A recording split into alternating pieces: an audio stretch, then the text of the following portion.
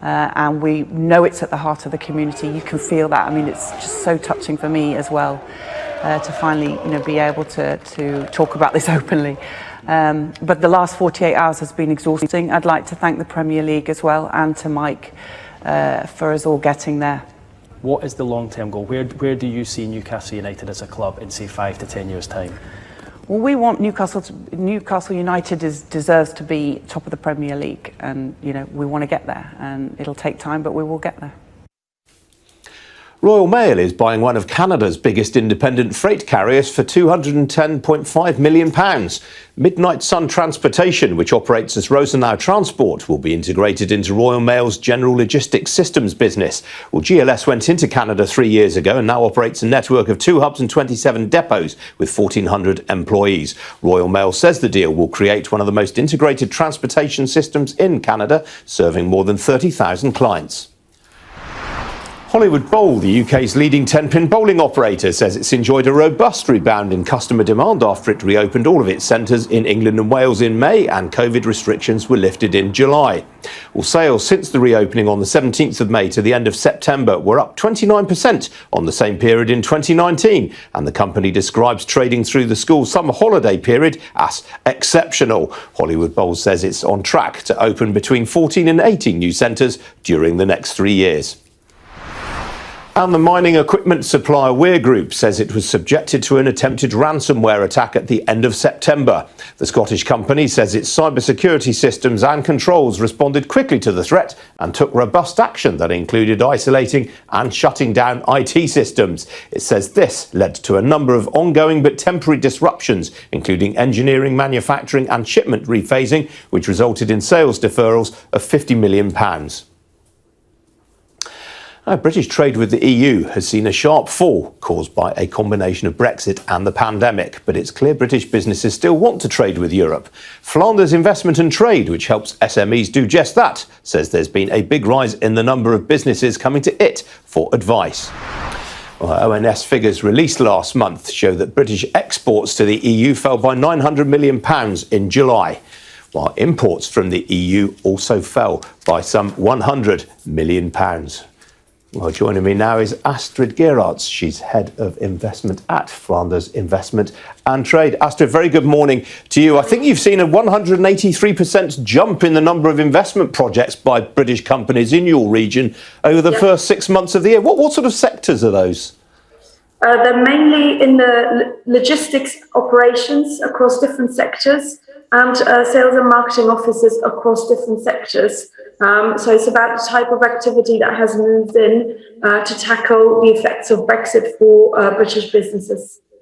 And typically, how much are these businesses investing on average? Well, they would typically have a couple of people employed, say about 4 or 5 if they start off small, which most of them do, to then use that as a springboard to grow the operations and see their European business become bigger. It's very much a first step for a larger operation later down the line where we're talking about 50 people, etc. And you're in no doubt this is a direct consequence of the UK's departure from the EU. This is British companies wanting to maintain a foothold in the single market. Yeah, so essentially the British businesses have a dilemma. They either absorb the costs from the new customs relationship and don't charge their clients, or they pass it on to their clients. So then they would lose their clients. So the only real solution is get a VAT number, hire a 3PL company to do your distribution, or set up your own business if you can, and then use it as a springboard to expand on the continent thereafter. You know, British businesses are very positive about that, and they take it as an opportunity. They look at it as an opportunity. It's not a negative at the end of the day. Who are you competing with to attract British businesses right now? I assume it's the Netherlands and parts of France. Yes, yeah, exactly. So these two countries are obviously our competitors. They have more or less the same type of income, the same type of activities in their countries. But at the end of the day, we all benefit. We all gather some of those British businesses who want to set up, and British businesses go to the country where they need to be. If they have more clients in Spain, they might go to France instead of Belgium. But if they have more clients in Central Europe and want to reach the rest of Europe, they will come to Flanders and happily settle there. You can't forget that when you go to Flanders, you have easy access north and south. So it's often an obvious choice to come to our region. And have you been dishing out a lot of grants to attract some of these businesses?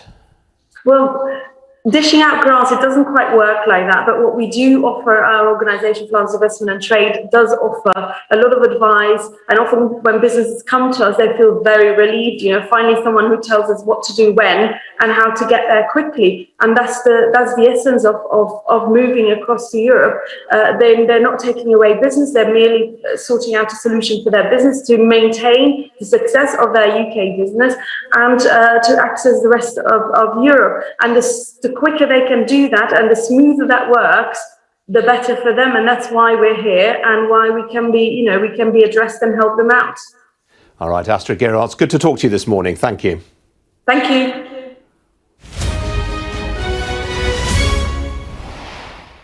Well, the oil price is trading higher again this morning amid little sign that the supply crunch is easing. A barrel of Brent crude will currently cost you $83.16 a barrel. That is up just under 1.5% higher.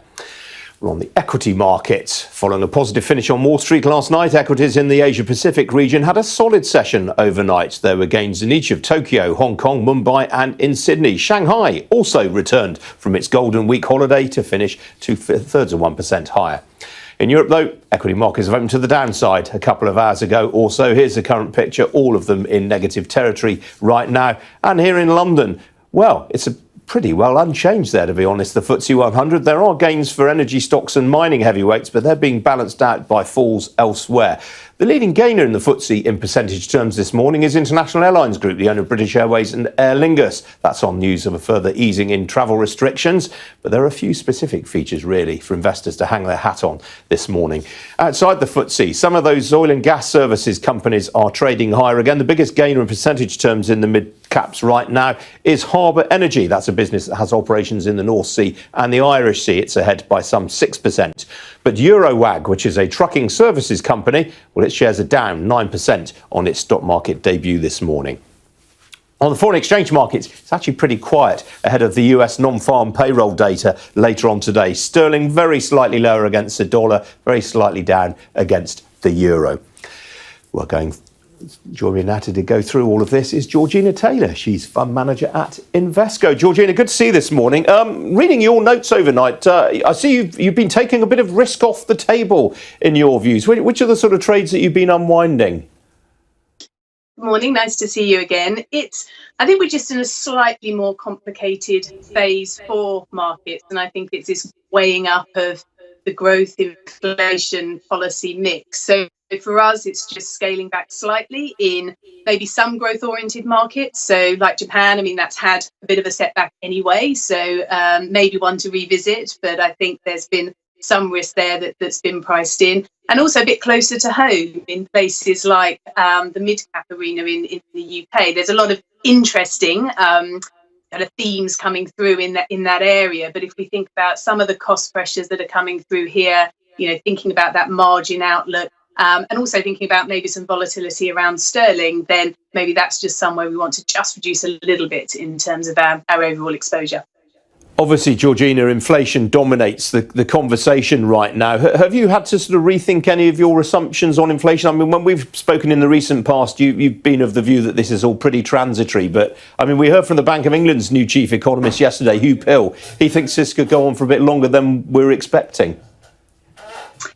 It's certainly proving a bit stickier than we thought, and probably a number of others. And I think, if you think a bit longer term over the next few years, then probably some of that inflationary pressure will come out of the system. But we can't ignore, some of the supply side constraints, some of the inflationary pressure that's building. So for us, yes, particularly in the UK, actually, that there could be some upward pressure on bond yields in the UK as markets and investors weigh up okay, there is that inflation coming through in the system. The Bank of England is being quite vocal about that. So what does that mean for policy? And so maybe that's one place around the world where you just still continue to see some upward pressure on bond yields.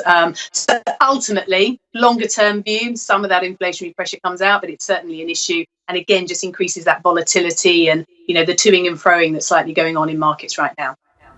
And you like the US dollar right now? Yeah, the US dollar is an interesting one. So there have been big moves, and particularly big moves in sentiment around the US dollar. And if we think about what drives a currency, often it's about the interest rate difference, how much return can you get on that currency, but also whether it's linked to assets that people want to own if the world gets a bit more complicated. That's been mixed in the past for the dollar for a variety of reasons, but I think going forward, it's got a bit of support for maybe that interest rate, bond yields, interest rates just edging up a bit, so you get some support there. But also, if we get a bit of a risk-off period for markets, then we think the US dollar could be quite helpful from a multi-asset investor's perspective, like us. So again, that supports us having some, buying dollar positions in the portfolios. All right, Georgina, always good to talk to you. Thanks for joining me today. Good to see you. Thank you.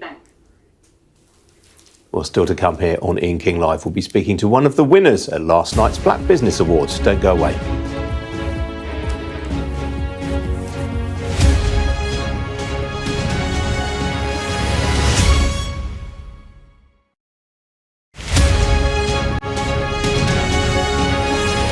I'm Tom Cheshire, and I'm Sky's Asia correspondent, based here in Beijing. We help you understand the world with us.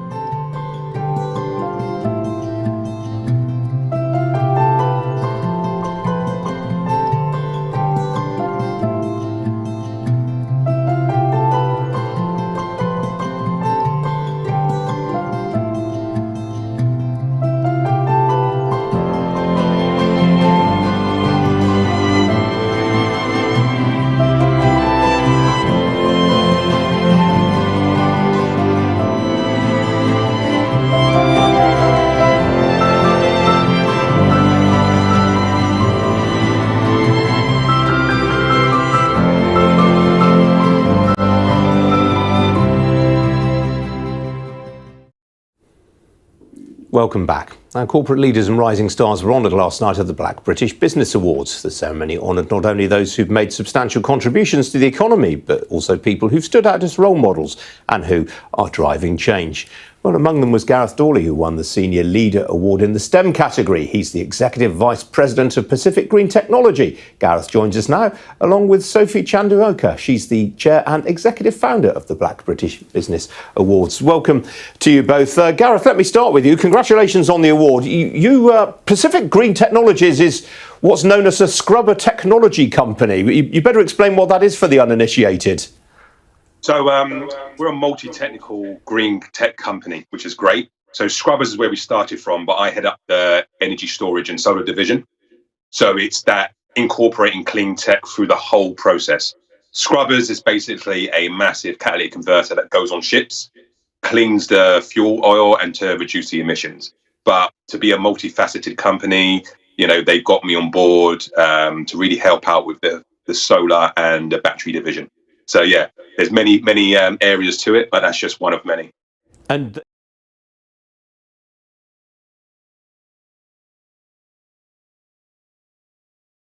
these locations are about an hour away from the airport, only 35 minutes from the motorway, 10 minutes drive from Central University College, 10 minutes drive to the beach, and close to Prom Prom Senior High School and Ghana Men's Soccer Center of Excellence. For more details, visit our website www.myafricaproperty.com or call our UK office on 0208 123 2523. For our US and Canada offices, call us on +1 585 184 994145. You can also email us at ghana@myafricaproperty.com. Tune in to On Point here on Star Radio UK with Empress Regina every Monday at 5 p.m. GMT. Looking forward to your company. Hi everyone, it's your girl BB Clement, the author of How to Go From Employee to Entrepreneur and the host of your weekly business show, BB Means Business, the show where we discuss everything you ever wanted to know about business but you were afraid to ask. How do I start my business? How do I raise the finance? How do I grow my business? Where am I going to find my customers? Join me every Tuesday at 1:30 p.m. on Star Radio UK to get all the information and tips that you need to become a successful entrepreneur and become financially free. Remember, don't let life dictate to you. Rather, put your signature on life.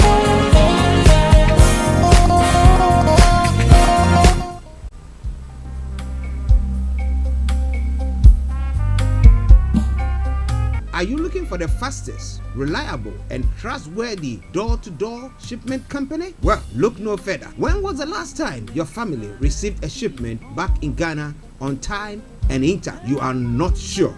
Well, Lamb Shippers, we pride ourselves with being the fastest, reliable, and trustworthy shippers you can use. You are assured of a prompt pickup anywhere in the UK by our personnel. They also make sure your items are well packaged to get to its destination in time. When it comes to door-to-door shipment, look no further. Well, Lamb Shippers, contact us on 07939009321 or 07498911820, or you can visit our website www.welllamb.co.uk. You can also drop us a mail, info@welllamb@gmail.com. Well Lamb Shippers, fast, reliable, and trustworthy.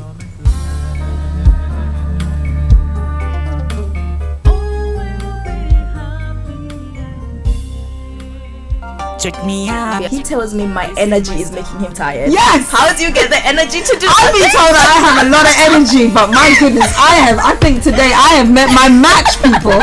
I have met my match, Miss Suzanne. Wow, amazing. One of the things that's the start of the darkness. The whole of darkness. So what did that? Myself and the world will adjust. And 2019. Forget the proverbial boardroom. Join me, Simone Frazier, on The CEO, the program that gives you the driving seat over your life. Every Tuesday, 8 p.m. only on Star Radio. Hi guys, this is your friend Uruj from SendWave. SendWave is a money transfer app that is used by people all over the world to send money to their loved ones in Africa. With SendWave, you can send money to Ghana, Nigeria, Kenya, Uganda, and Tanzania. And the best part is, SendWave is absolutely commission-free. Our exchange rates are excellent. You can see for yourself by checking them out on our website. So how do you use SendWave? SendWave is an app that you can download onto your phone from the App Store or Google Play Store. The app is free to download. After downloading it, just open the app and enter your name, email, and phone number. That's it, you're good to go. Make sure you use the promo code SR, S for Star, R for Radio. This promo code will give you £5 free credit to send to Africa on your first transaction. Your money will be delivered to your recipient within seconds. Feel free to call me on 0749 7377 647 at any time. I'll be happy to tell you all about SendWave and help you in any way I can. Remember to use the promo code SR for £5 free credit. Medasse. Hello, lovely listeners. Tune in to the renewed show with Charlotte. Make it a date to listen to me this and every Thursday at 5 p.m. on Star Radio UK. Tune in to an hour of power, an hour of encouragement, an hour to inspire you to stay positive and strong in this season. See you there and listen. Getting onto the property ladder has never been easy until now. Join us this and every Thursday from 7 p.m. to 8:30 p.m. live on the Property Hour Show on Starr Radio UK, where we talk to mortgage brokers, property developers, estate agents, landlord, tenant, property consultants on how to invest or get into the property business and make money. You can't afford to miss this. The Property Hour Show is your best source into the property industry. Body is your man. Bekutu, show them you got the cocoa set. Ladies and gentlemen, it's your boy Harrison, aka Mr. Songs. This is the Kingmaker Baba for the girls. We're here. This is Starr Radio. Don't go nowhere. UK, London. We they call them London for who? For here, we they call them London. And that's how you know. Just have fun and stay blessed. Hi there, this is CJ Buckman, your life coach. And whenever I'm in London, I listen to Starr Radio UK right here. But guess what? You can listen to wherever you are. The coolest way to start your weekend. Broadcasting worldwide, online 24/7. All around the world. In your car. At work. At home. On your smartphone. This is Starr Radio UK. Are you ready to turn it up? 10, 9, 8, 7, 6, 5, 4, 3, 2, 1. That's flying high. You know how I feel. Sun in the sky.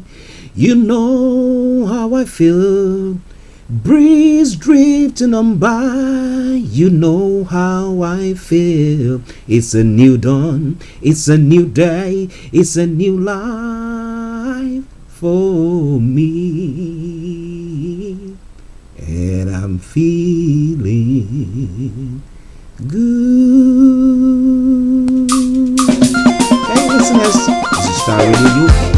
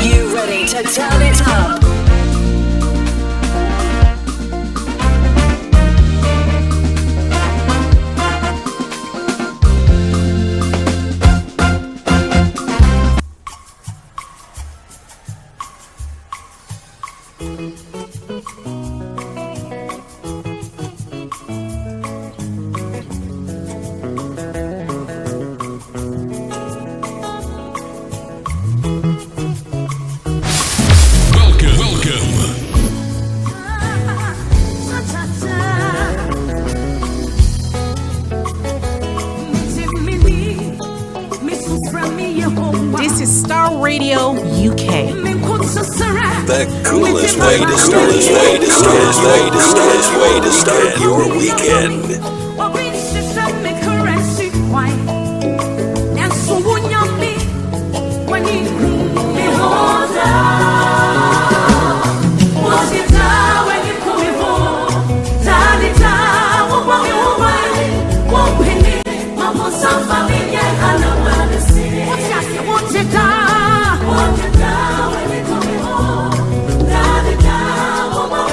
Oh yeah, what a way to start your weekend or your Friday morning.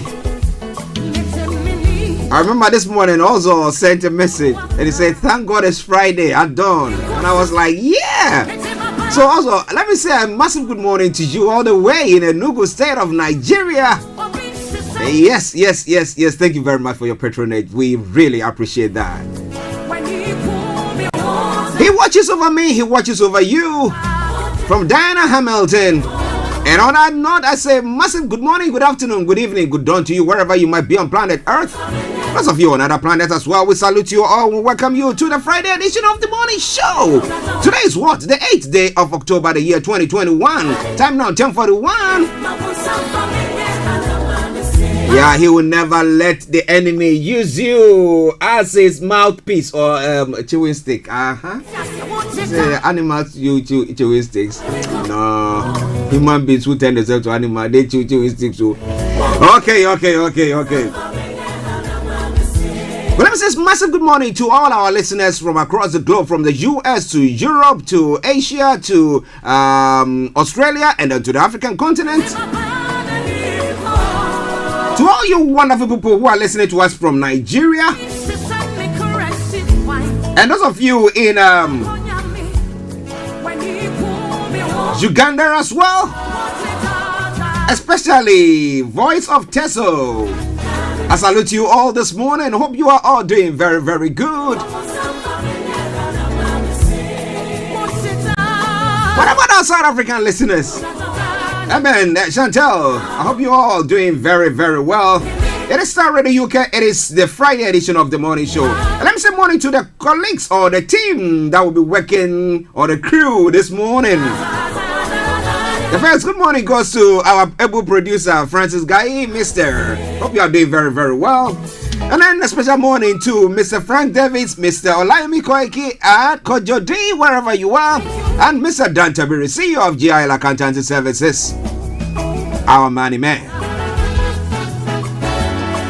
All the way in Aberdeen. Felix, massive morning to you. I hope you are doing good as well. Prepared yourself for the weekend.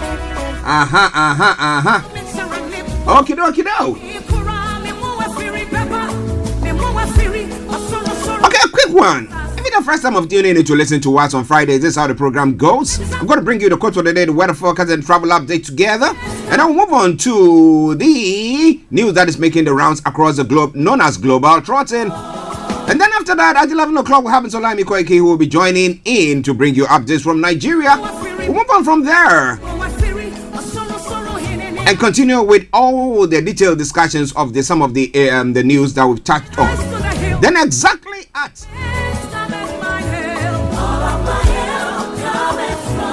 12 o'clock, the lines will be open for you to add your voice to the discussions. Then after that, we go on. At exactly 12:30, we have our money man, Mr. Dan Tabiri, CEO of GIL Accountancy Services, who will be joining in to bring you the money hour. Then after that, at 1 o'clock, the curtains are brought down for the end of the program. So in a gist, that is what is going to happen today. So once again, I say a massive good morning and welcome to the show. So playing in the background, Diana Hamilton. When you come home, you watch over me.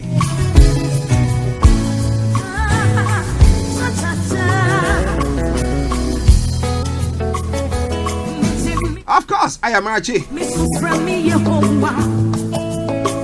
As I say all the time, if you are sitting, sit very comfortably. If you are standing, hold on to something.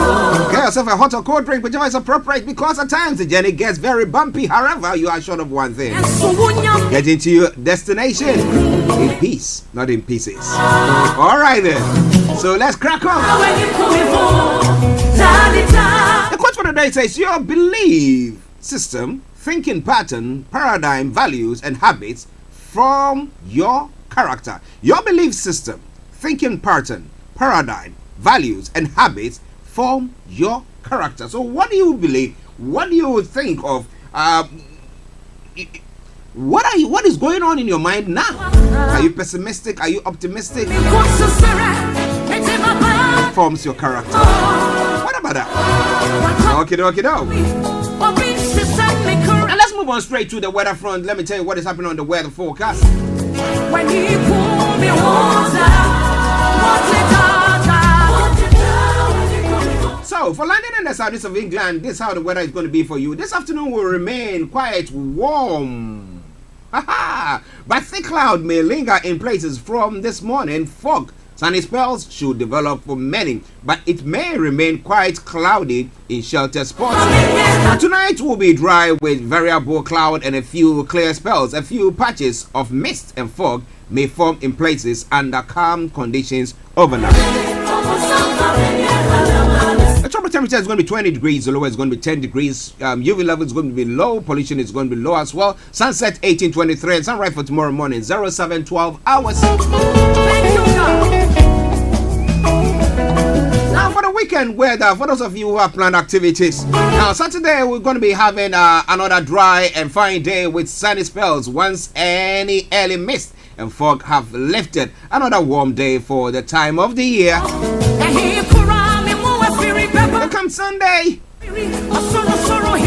Sunday will see high pressure build, bringing dry and sunny weather to meet to most areas. Now continuing similar on Monday as well. So enjoy the sun. As they say, make hay while the sun shines. Because sometime next week everything starts going down once again. But you're welcome to the Starr Radio UK Friday edition of the morning show. 10:47, and I take you straight to the travel update. Don't you worry, I'll bring you some more of that tune or the whole of that tune. Stay tuned.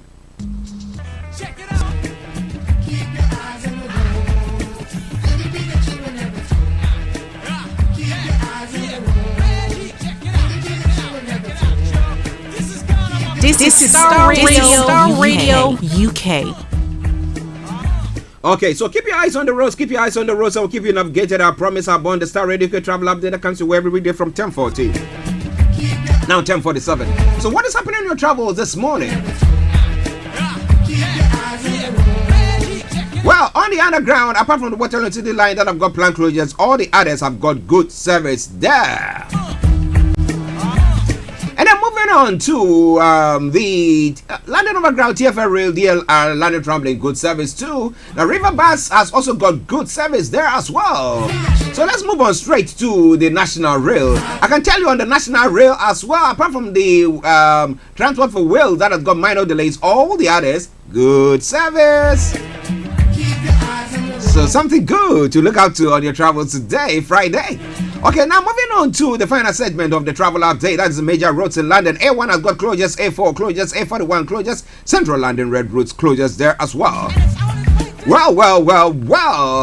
That brings us to the end of the travel updates for you today. Wherever you are listening to us from, maybe there is an incident on the travels, feel free, share it with us, and I promise you, we'll share it with our worldwide listeners. A special good morning to Tassino all the way in Moscow. Hope you are doing very, very well. Okay, on that note, let me say good morning, good afternoon, good evening, good dawn to you. Enjoy your comments for today, but you know what? Continue to keep those eyes on the roads.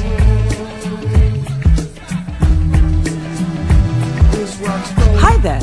Are you dreaming of owning your own house in Ghana? Then you will need a well-documented piece of land that is free from troubles.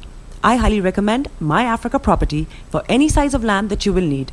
With My Africa Property, lands are available in Pram, Sopoli, Tohenia, Ogome, Dodova, Winneba, and many other locations at affordable prices. These locations are about an hour away from the airport, only 35 minutes from the motorway, 10 minutes drive from Central University College, 10 minutes drive to the beach, and close to Pram Senior High School and Ghana Men's Soccer Center of Excellence. For more details, visit our website www.myafricaproperty.com or call our UK office on 0208 123 2523. For our US and Canada offices, call us on +1 585 184 994145. You can also email us at ghana@myafricaproperty.com. Tune in to On Point here on Starr Radio UK with Empress Regina every Monday at 5 p.m. GMT. Looking forward to your company.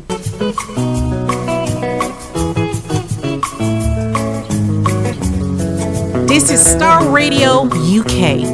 Starr Radio. Radio for the people, by the people.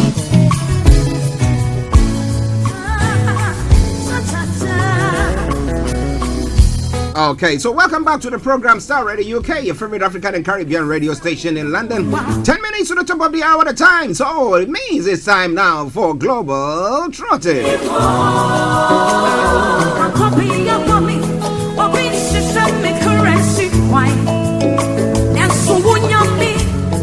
still playing in the background. When you come in home, you watch over me. Okay, so now the story that's making the rounds across the globe on Global Trotting. Ministers hopes to change travel tests for half term. The Transport Secretary plans to replace expensive PCR COVID tests needed after entering the UK. So maybe if you are planning to visit the UK or going out there, I think some good hope for you on the travels. There are lots of other countries that when you come in, I mean, they now recognize if you are vaccinated there or you've done a test results there as well, you can bring it in and you don't need to quarantine. So where about that? And one of the countries there, a couple of them, Ghana, Nigeria are part of it. I think South Africa as well. But we'll be looking into details and look at how the travel is going to be. So over the half term, if you want to travel, then you know that you can do so. Flu jab is vital this winter along with COVID vaccine. Experts are worried this will be the first winter COVID and flu circulate fully at the same time. Frank is getting ready to go and take his flu jab, so that he's smiling behind the scenes. Yeah, he's going to queue this morning. Okay. UK public now eating significantly less meat. Now Britons are cutting their meat consumption, but not quickly enough, according to scientists. So if you stop eating meat, you help save the the planet. I think these environmental protesters, they should come to all the farms and try to kill the people's cattle. So I'm not saying somebody to go and do that. You do that, you'll be punished, not me. I love my meat, you know. In the Bible it says the Lamb of God. So I like my lamb. I like my my meat, my red meat. Oh, can you just imagine some nice roasted lamb?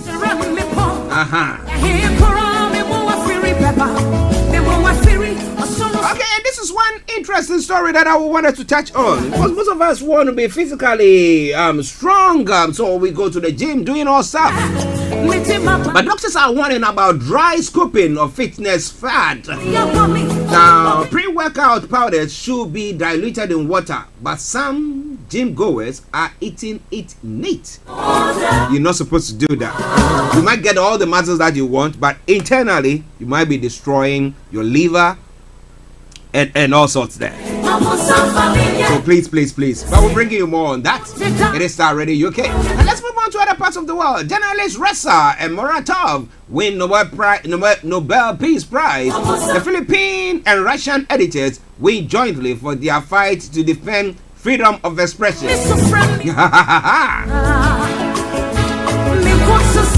Well, over the weeks, over the couple of, call it 2 weeks to 20 days thereabout, and that's about 3 weeks there. Now, U.S. is deeply concerned over Taiwan-China tension. The U.S. National Security Advisor says tensions between China and Taiwan are at their worst in decades. So you have the Chinese flying their jets in the airspace, around the airspace of Taiwan. But if the Taiwanese try to just strike one of their planes down, that will be hoo-hoo. Senate averts U.S. debt default crisis for now. And then another issue in the South China Sea. U.S. submarine hits unknown object in South China Sea. Officials say it is nuclear. My apologies, let me take it again. Officials say it is unclear what the USS Connecticut collided with, and a number of sailors were hurt. About 15 sailors have been hurt there. I will bring you more on that front. Stay tuned, don't you go away. Texas abortion resumed despite legal fears. Some clinics have reopened after the ban was lifted. Others have stayed shut due to lawsuit fears. And the Indian minister's son evades police in murder probe. Police had summoned Ashish Mishra in connection with Sunday's violence that left 8 people dead. We're going to be bringing you more details about all those stories. I say all the time, if it's making the headlines, why not? We'll touch on that. Our football fans, the Saudi-led takeover of Newcastle has been completed. A 300 million Saudi Arabian-backed takeover of Newcastle United gets approval from the Premier League. But yesterday there was this issue where Khashoggi's widow decided to say, no, the UK should not take money from a country or a state that has been involved in stuff like that. Madam, I said, you are joking. If it's bringing them money, they'll be looking at you. They won't wink at you even. Oh, well, what do you think about all that? Okay, moving on to other parts of the world as well.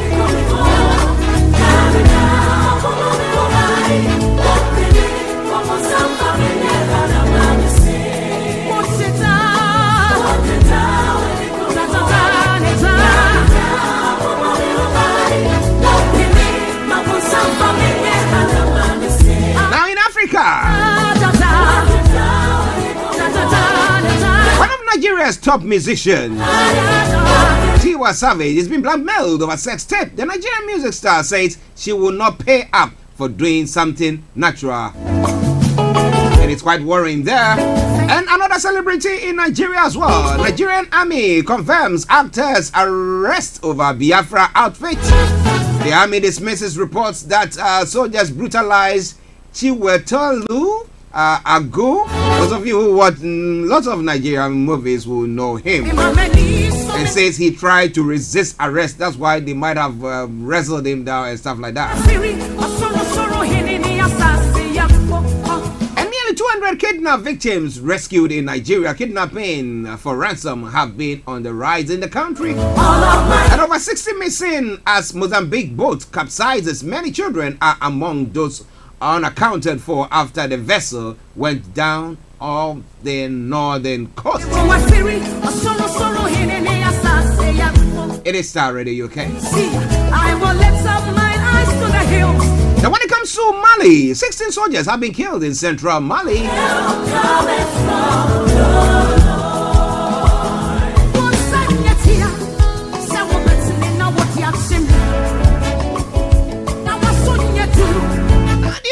Blaise Compaoré. Okay, Blaise Compaoré has decided, Burkina Faso's former president Blaise Compaoré, the man accused in a long-awaited trial on the 1987 assassination of his predecessor Thomas Sankara, will boycott the upcoming proceedings, his lawyers said on Thursday. President Blaise Compaoré will not be attending the political trial that is being staged against him at the military court of Ouagadougou, nor will we, Burkina Faso and French attorneys for Compaoré said. In a trial opening on Monday, Compaoré and the 13 others face an array of charges in the death of Sankara, a charismatic revolutionary whom followers describe as Africa's Che Guevara. Well, he said it's not good. As the military court got a mandate to force him, but we'll see about that.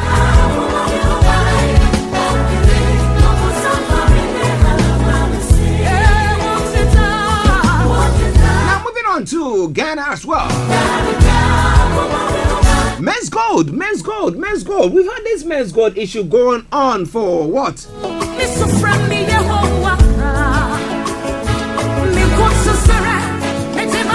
But what Men's Gold is now saying that we are now going to be paying from December to our grieved customers. Interestingly, the accounts have been frozen, so have they unfrozen the account or what? So where are they getting the monies from? It is Starr Radio UK.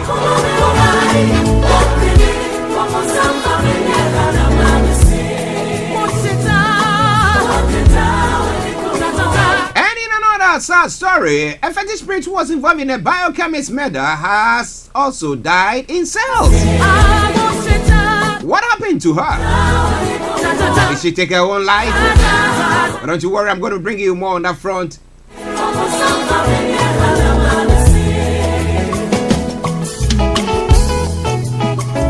Some of the stories making the rounds across the globe. Thank you, Lord. Thank you, God. Thank you, God. Now, what is this craze about people now cursing and cursing and cursing? While Green Assembly members in Ascent South invoke curses on the Kufuor's nominee, see and please. When people are thinking of advancing in technology and stuff like that, we are still going the primitive way.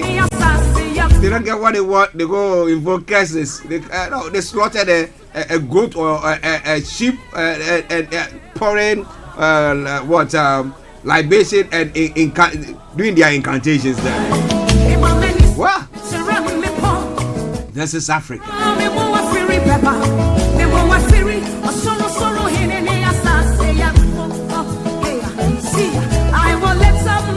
Okay, now when it comes to from whence cometh my help? All of my help cometh from the Lord. Issues pertaining to this LGBTQI. Well, Okoboy has asked Professor Gajepo, so why are you not writing to promote incest among adults? If you are trying to legitimize LGBTQI. It's a mouthful though. Well, this is a lot more I'm going to be looking at. So wherever you are, once again, thank you very much for joining us on Star Radio UK and the morning show, the Friday edition. Thank God it's Friday. Enjoy the tune, and we'll take a break. And once we've done that, we'll be having Miss Olayomi Koiki. I'll be bringing you updates from Nigeria. Stay tuned. But I say good morning to Sister Gina Latte, who has joined us as well, our professor. Thank you, Lord. Thank you, God. Thank you, God.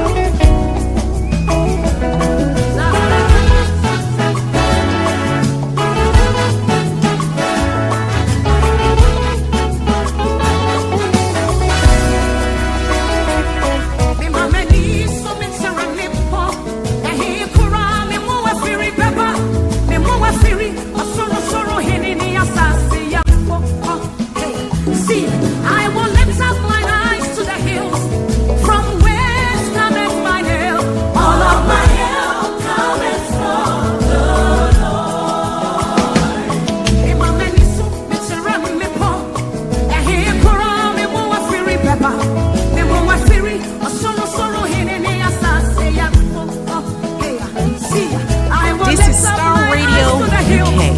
From whence cometh my help? All of my help cometh from the Lord.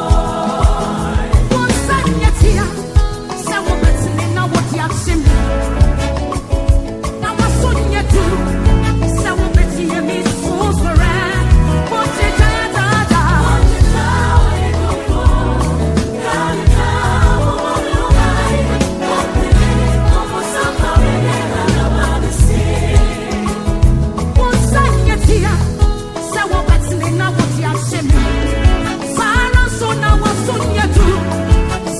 This is Starr Radio UK.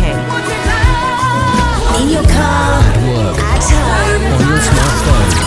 Only the best music.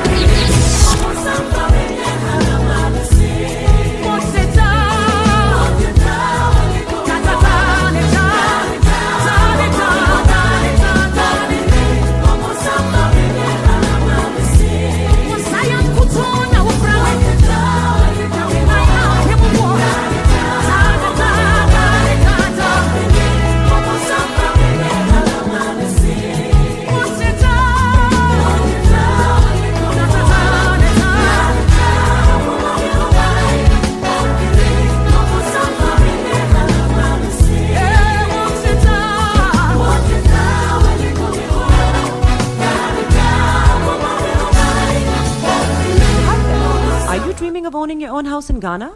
Then you will need a well-documented piece of land that is free from troubles.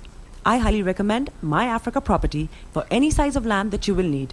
With My Africa Property, lands are available in Prampram, Sopoli, Tohenia, Ogome, Dodova, Winneba, and many other locations at affordable prices. These locations are about an hour away from the airport, only 35 minutes from the motorway, 10 minutes drive from Central University College, 10 minutes drive to the beach, and close to Prampram Senior High School and Ghana Men's Soccer Center of Excellence.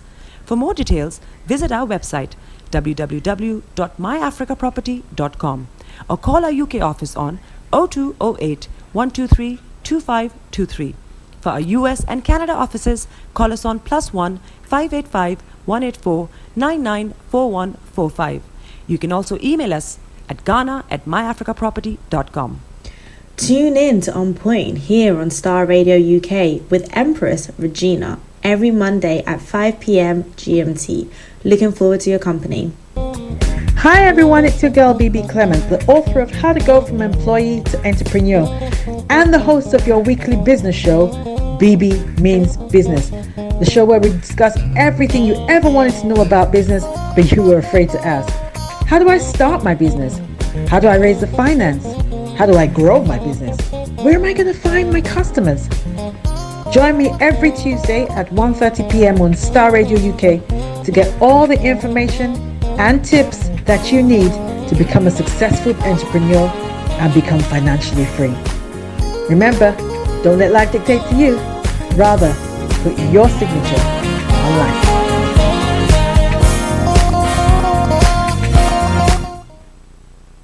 Welcome back to the program. It is Star Radio UK, your favorite African and Caribbean radio station in London, bringing the time now to 7 minutes past the top of the hour. That means 7 minutes past 11.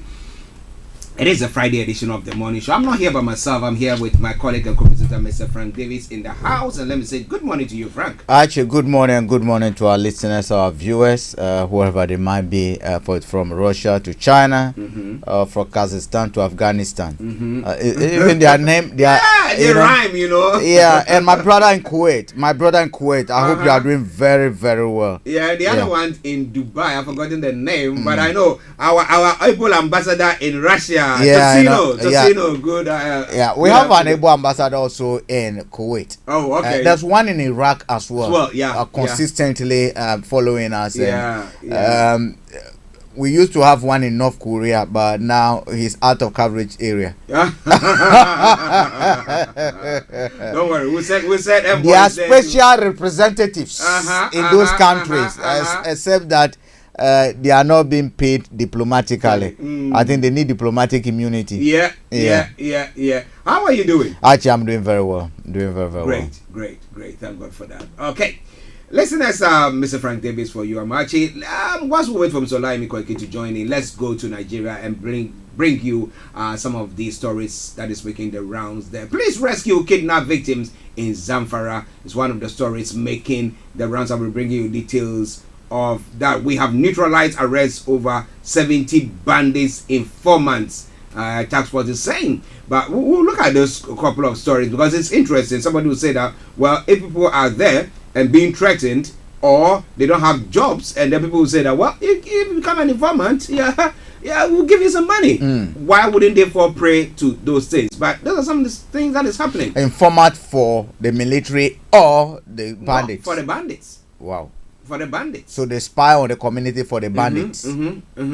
Over 70 bandits, informants. It says that Zamfara State Task Force on Security have revealed that over 70 bandits and their informants have been neutralized and arrested since the blockade of telecommunications service in the state. You remember they were doing that? Yeah. Now, according to the chairman of the task force, Honorable Abubakar Mohammed Duran, the target was match on the bandits informants and their suppliers of logistics, saying that without them, the bandits will not have penetrated the state with unstoppable force.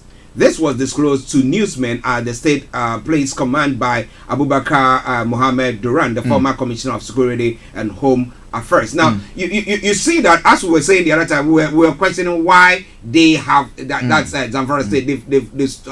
They stopped. So what they are saying is that basically it's not only the military that are informants. There are community people within a community that are informants. For how long is this embargo on blockage of the telecommunication going to last for? And besides, what happened when it's lifted? Yeah.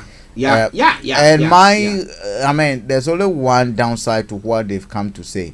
I think they should have paraded those who were arrested. If you say you've arrested about 70, I want to know whether my neighbor is one of them.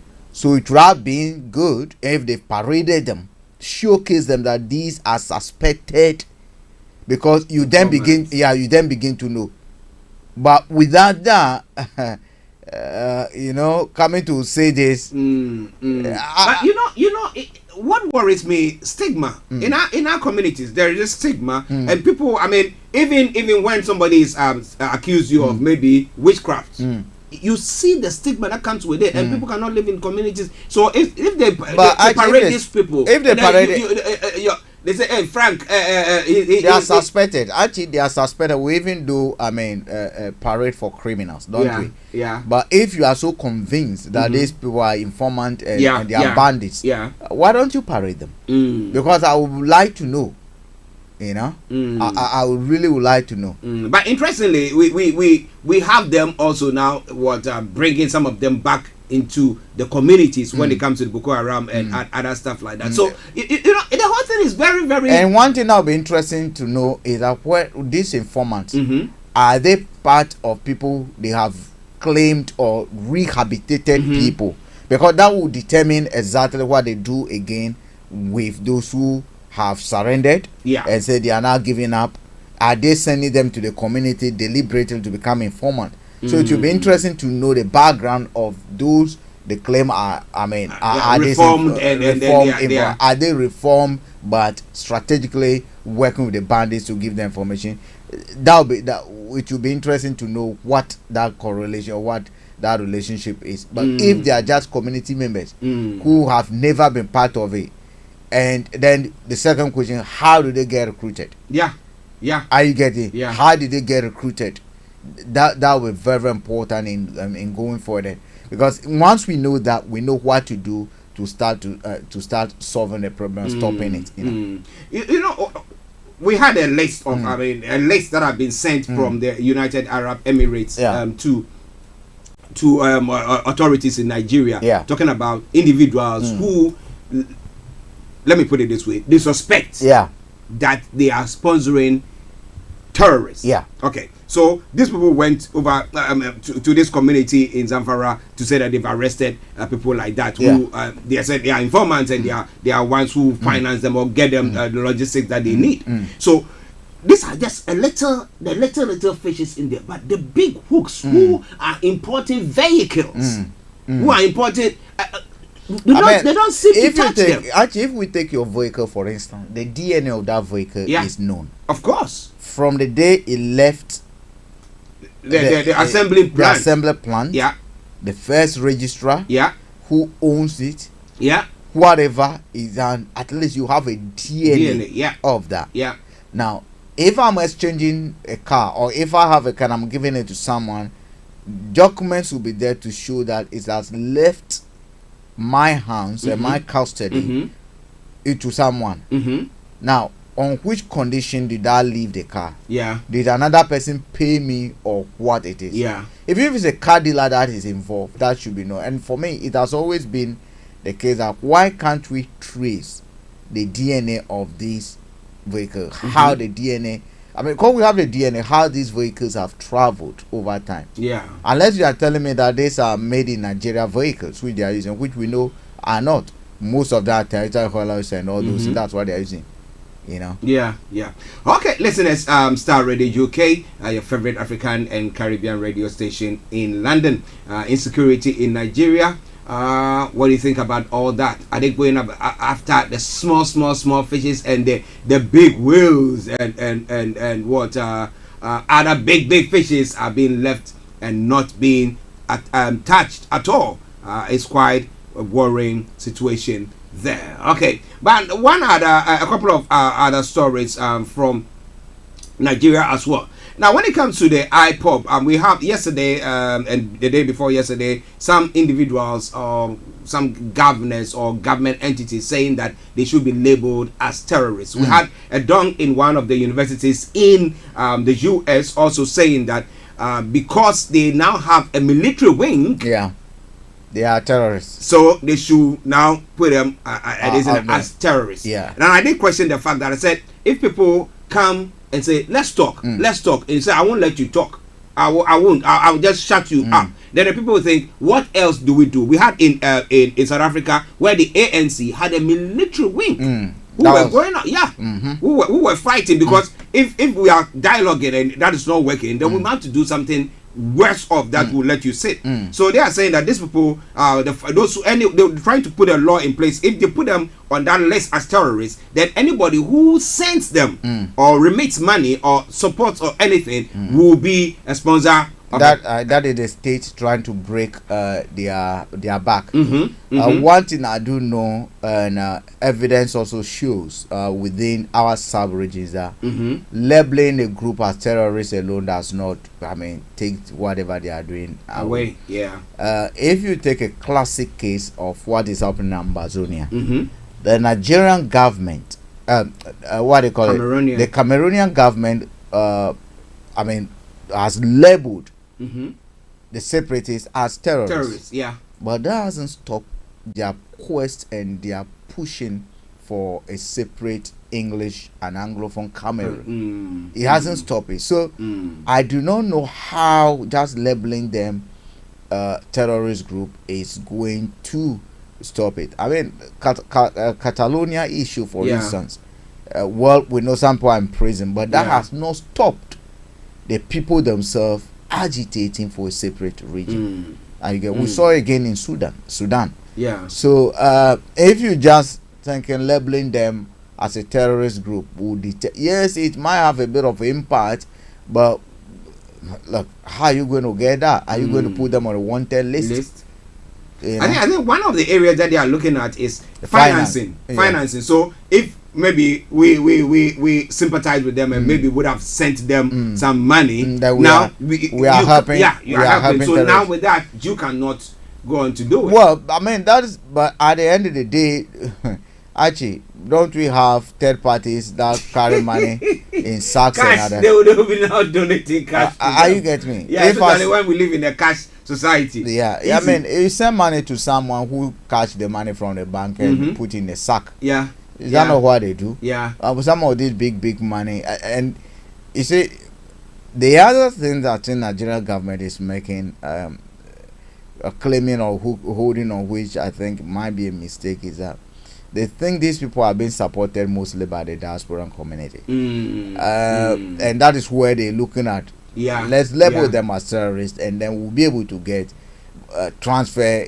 But most of these people get money from, on the table transactions. On the table transactions. So how are you going to be able to stop that? Yes, you might have a little bit of impact, but I do not think that will be enough to stop the resolve of the people. I think the only way is a dialogue forward. That's I was going to talk about diplomacy in there. But somebody would say that it's been ages that the IPOP thing has gone on. Now even we now have Oduduwa also rising. Someone will tell you the Palestinian and Israel thing has been forever. It's been something that has been there with us. So interestingly, one of the actors in Nigeria, the Nigeria Army have said that they've arrested him after Chiwe Telu Ago. Those who watch Nigerian movies will know him very well. His crime? His crime is that he's an indigenous people. He put on IPOP clothing, clothes that was made like the IPOP colors. And then they went into, and then they said he's been using some words or inciting. Actually, I do not. Well, look, in Ghana, you saw what happened about the Togo, Western Togo. Where are we getting? The people are still agitating. The leader of the group is still there. Actually, I've always believed that people have concerns and agitation. They have concern, they have issues. You're not going to be able to intimidate your way out of it, because at the end of the day, the government can change, government can come, their posture must change. But why don't we dialogue and find a permanent solution? Because in my view, these people are Nigerians. They do not want to shoot their way. I mean, they don't want to kill themselves. I have not seen any agitator who want to just destroy where they belong or where they are. They have genuine pressing concerns. Can we meet and address those concerns? That's it. Can we meet and address those?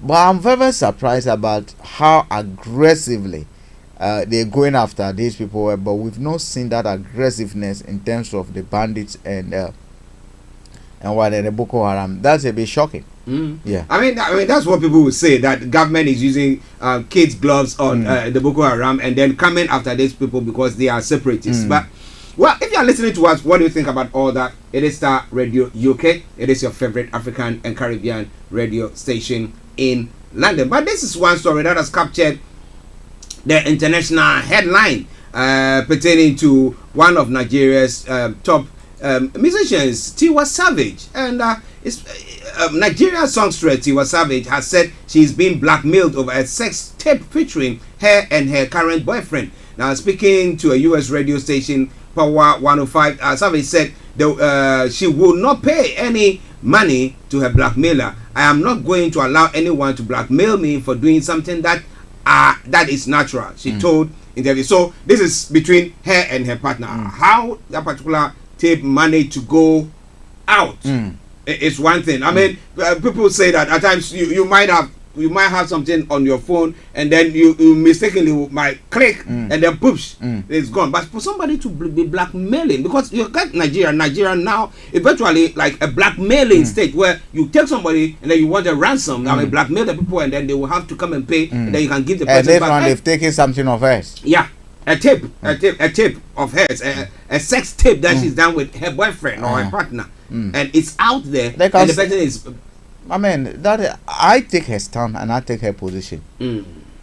If she was having sex or doing a sex tape with anyone discriminately, and someone want to spill it, I'll have an issue with that. But if it is the boyfriend, and you have intruded into their boyfriend privacy, or whether it's their privacy and you want to spill it, I mean, I'll give a go ahead to spill it. Because I mean, one strategy in some of these negotiations is to take the importance out of it. You suck the relevance of that tape out of it. So I will, if I were her, I would do the same thing. I'll even come out to say, look, I have a sex tape out there with I had sex with my boyfriend, and we recorded ourselves having sex. It's not a porn that we're selling. Everybody watch porn. People watch porn.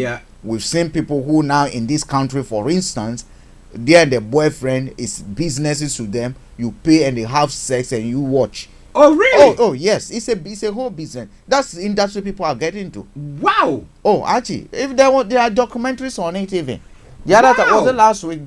Channel 4 or Channel 5 were showcasing where they were doing this and how much people are paying. There's a webcam over there. What do you call it? A computer over there, and they were filming them having sex, and people were watching and paying. Wow. Are you getting me? So for those people, their sex tape is someone SS also. What does he do? He's a bodybuilder. He will used to work. He said, look, I just decide when my girlfriend said we should try this, the money I make is 3 times more than what. So all he has to do is go to gym, train, and people pay. Which style do they want? They have sex, and then that's it. Jeez. So if I were her, I'll suck the importance of that tape and say, dare them and let them do whatever. Look, I have a sex tape with my boyfriend. I mean, you might see it, they might be published, but look, that's me and my boyfriend, and there's it. There's nothing. If the two of them, they should even do a clip. Look, the two of us have sex, and someone has taken it. But if they want to showcase it. Look, send us comment if we were good at it. If we're not good at it, which positions will you suggest we do? Actually, I will go that way and suck the importance out of it. I mean, that's it.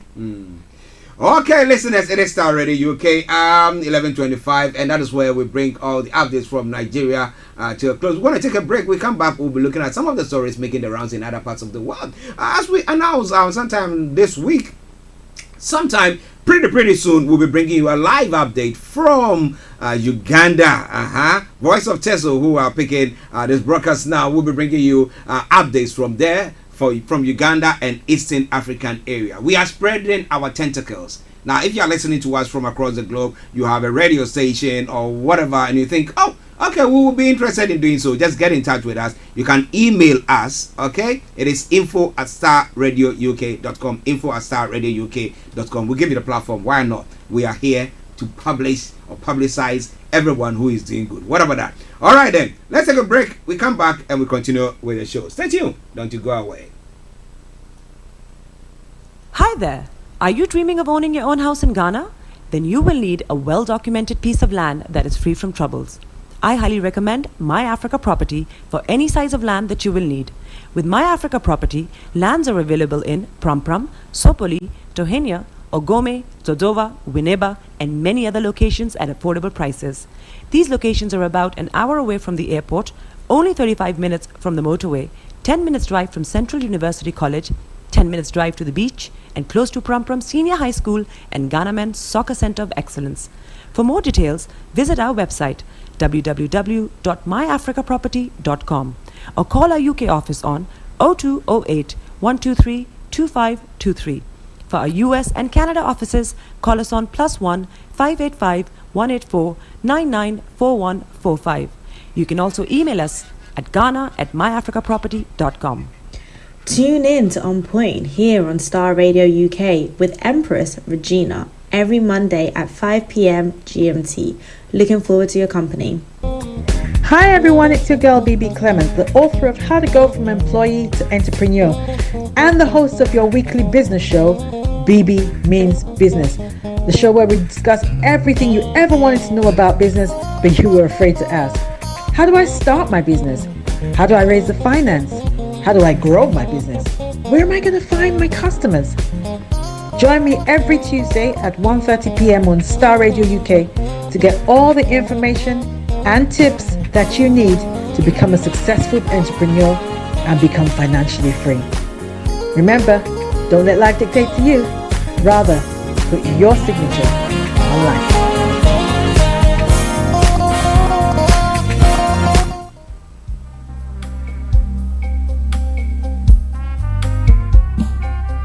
Are you looking for the fastest, reliable, and trustworthy door-to-door shipment company? Well, look no further. When was the last time your family received a shipment back in Ghana on time and in time? You are not sure? Well, Lamb Shippers, we pride ourselves with being the fastest, reliable, and trustworthy shippers you can use. You are assured of a prompt pickup anywhere in the UK by our personnel. They also make sure your items are well packaged to get to its destination in time. When it comes to door-to-door shipment, look no further. Well, Lamb Shippers, contact us on 07939009321 or 07498911820, or you can visit our website www.welllamp.co.uk. You can also drop us a mail, info@welllamp@gmail.com. Well Lamp Shippers, fast, reliable, and trustworthy. Welcome back to the program Star Radio UK, your favorite African and Caribbean radio station in London on the Friday edition of the morning show, bringing the time now to exactement 11:29, or call it almost 11:30. With me in the studio, Mr. Frank Davis, I'm Archie, and we continue with the news that is making the rounds in other parts of the world. So now, starting from home here in the UK, ministers hope to change travel tests for half term. It's one of the stories that's making the rounds. For the past 2 years and the lockdown and everything. Then the last holidays, people couldn't go out because there was a bit of restriction. But the Transport Secretary says he hopes to change the COVID test people coming into the UK must take before families return from half-term holidays.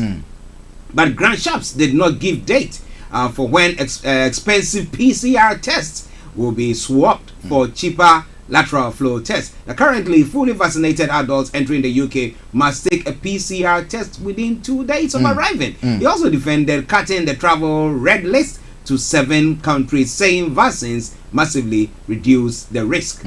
For many schools, the half-term holiday starts on the 22nd of October, with families going away on foreign trips. Now, so good news for parents. But are we going to, there was this story, I think early part of this week, where they were talking about the fact that there's been a surge in infection. Actually, the infection, we know it will go up. I mean, because more people are interacting, you're going to expect, I mean, infections to go up. But the critical benchmark that we've always been looking at and talking about is what is the corresponding death rate. Yesterday, for instance, about 30,000 people got infected, but how many of them will go to hospital? Hospital. I mean, because the issue about overwhelming the hospital. How many of them? And so far, we do not see NHS being at the point at which the panic buttons that were being pressed at the same time last year. You recall last year, eat out, dine out to help.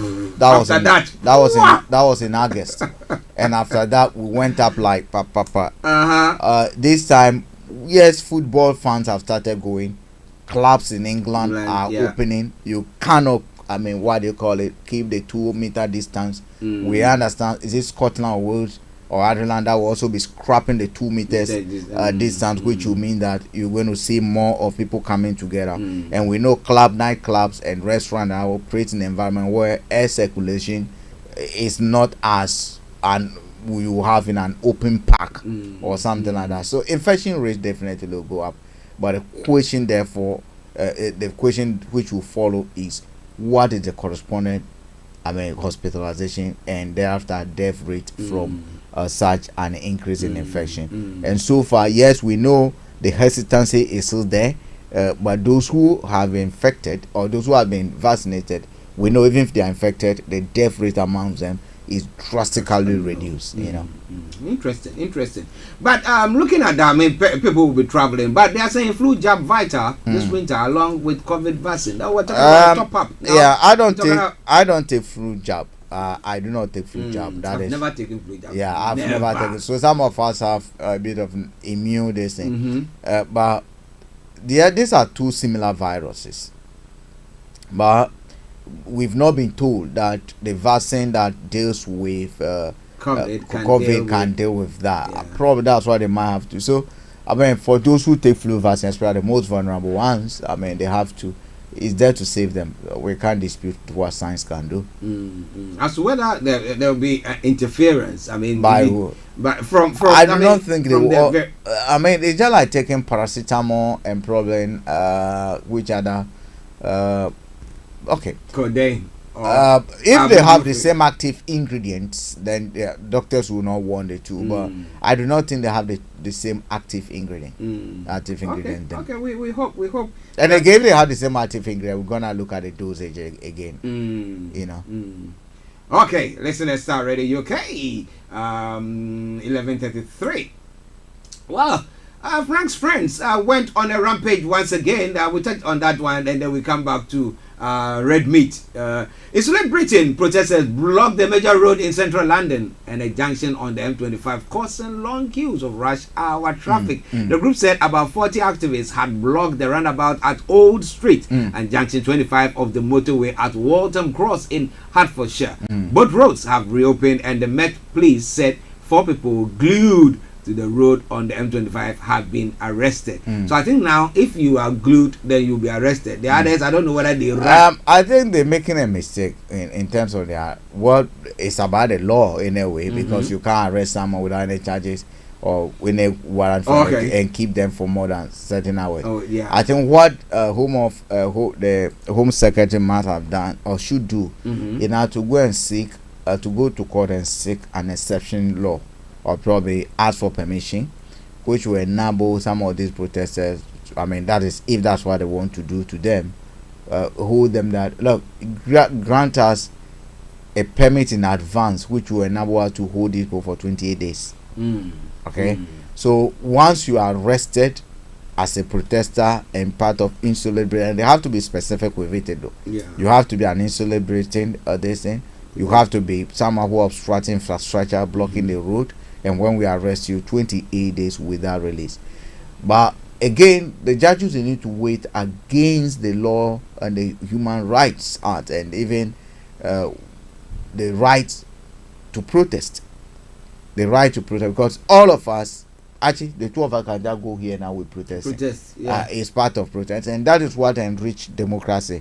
That people who have no way of taking decisions directly will have another way of expressing themselves or drawing the attention of decision making, but authorities to know that what they're also thinking and where the problem is also.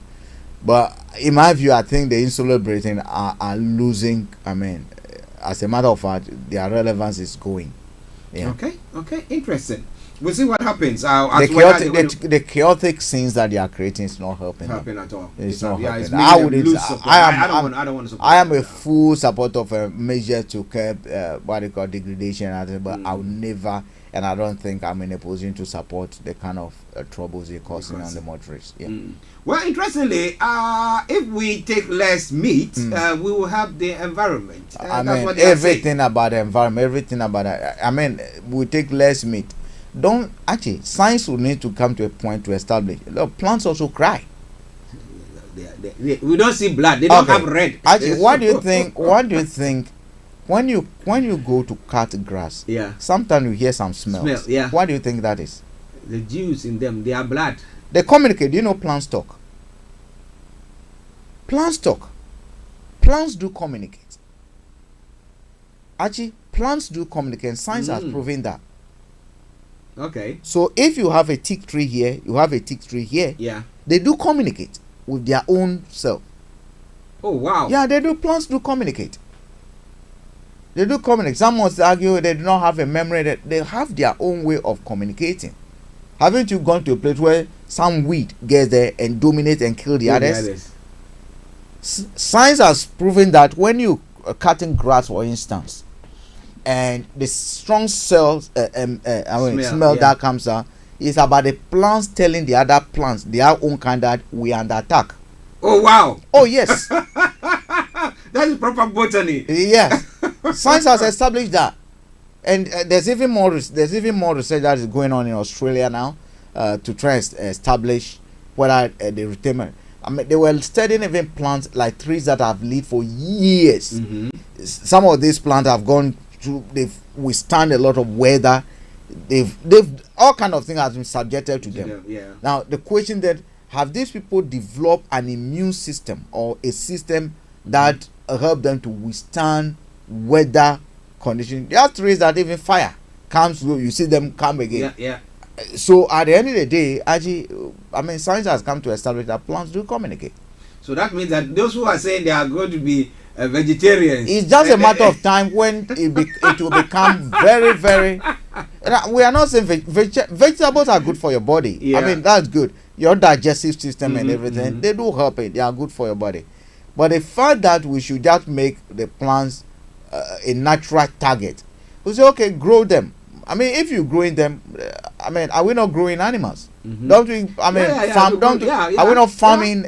What do you call it? There are strong there are strong arguments for that. Very soon they will say, "Oh, we should stop eating fish." It's going to be the next target that we should stop eating fish. We stop eating fish, and then what do we eat now? Caroline will say, "Let me chop and die." Well, listeners, if you are listening to us, it is Starr Radio UK, the Friday edition of the morning show, 11:39 the time. What do you think about that? Well, they said daily meat consumption in the UK has fallen by 17% in the last decade. A study has shown that reduction, though it's not happening quickly enough to meet a key national target, according to scientists, the aim is to reduce the environmental impact of our diets. Now, this goal set by the National Food Strategy is based on a review of the whole of UK food system, from farming and production to hunger and sustainability. It recommends meat consumption in the UK fall by 30% over the next 10 years. So we want some more people to now reduce their meat intake. Well, I have already reduced my meat intake. I mean, that is one thing. But now it's not a matter of my own decision as a direct result of basically looking after your health, because we know scientifically red meat and others results in something. But I do think some of the environmental arguments we make about some of is neither here or there. Look, if I live, let me bring this joke inside. It's not a joke. Look, the other time there was an antelope. It was an antelope or a deer that was wandering around one of these countryside towns, and they called the police in to shoot them. I mean, that antelope, they're going to waste it. Get this to someone. Organic. Get this to someone. This organic rich one, Sonny. Right, this is organic rich one, Sonny. Now you kill it, you're going to waste it. I mean, why will you blame someone who's going to eat it? So they will attack bushmeat. Are you get me? They will attack bushmeat. We should. Yes, I understand that we can have this. If we continue indiscriminate killing of some of these things. But can we have a sustainable way of doing it? How about fishes? Well, where are we not attacking? Because at the end of the day, can we count the number of fishes in there? Or because for them it's a they are huge. They are in their own world. You can't count them. Actually, what should be done? We should change our architecture. The way we design our houses, in my view, needs to be looked at. We should encourage gardening in our own balconies. If you're building and you can have rooftop garden systems, or within a community we can have people gardening, farming community kind of thing. I think you go a long way to help, because at the end of the day, people can start eating from. If I have a countryside home and I do not think I'm going to be buying a lot from. No. I will rent my own what? Even this morning before I came, I have some tomatoes. In my balcony. You see, this man is a farmer. A farmer living in a concrete jungle. I harvested some tomatoes. It's not enough, but I'm saying that if I had a space, even these lots that they have, they control them so strictly that it's very difficult to break to even get a lot. That's what I think about. We need to look at how architects we design our buildings again to see if we can incorporate gardening into it. And what they are doing now, very soon, for those of us who like red meat, what they are doing, the red meats are going to be grown in laboratories, because scientists are now using STEM and others to grow meat in laboratory. But I don't want that to be my portion. But interesting, I've been saying this. They said one of the pollutants are pets, especially dogs. So they're going to attack dogs. So maybe now we have to look at that. Cut down the dogs, eliminate them, and we have that will be interesting. No, actually, I think we need to have a look at it, because it was a point that human beings are becoming too much. Let's control population. I agree. We have to control population, especially when if I cannot look after 10 children, why should I go and give birth to 10 children? I need to control that. I agree. We eating plant. It's going to get to a point where what you eat is a headache. You're gonna think. One thing I will not subject myself to allow anyone to blackmail me. Sometimes you're going to buy red meat, or you're going to buy meat, and you look over your shoulder. Who is looking at you? What do I care? I'm eating it. I will not be surprised very soon if you go to buy red meat and the protesters are there and they beat you up that you are buying red meat.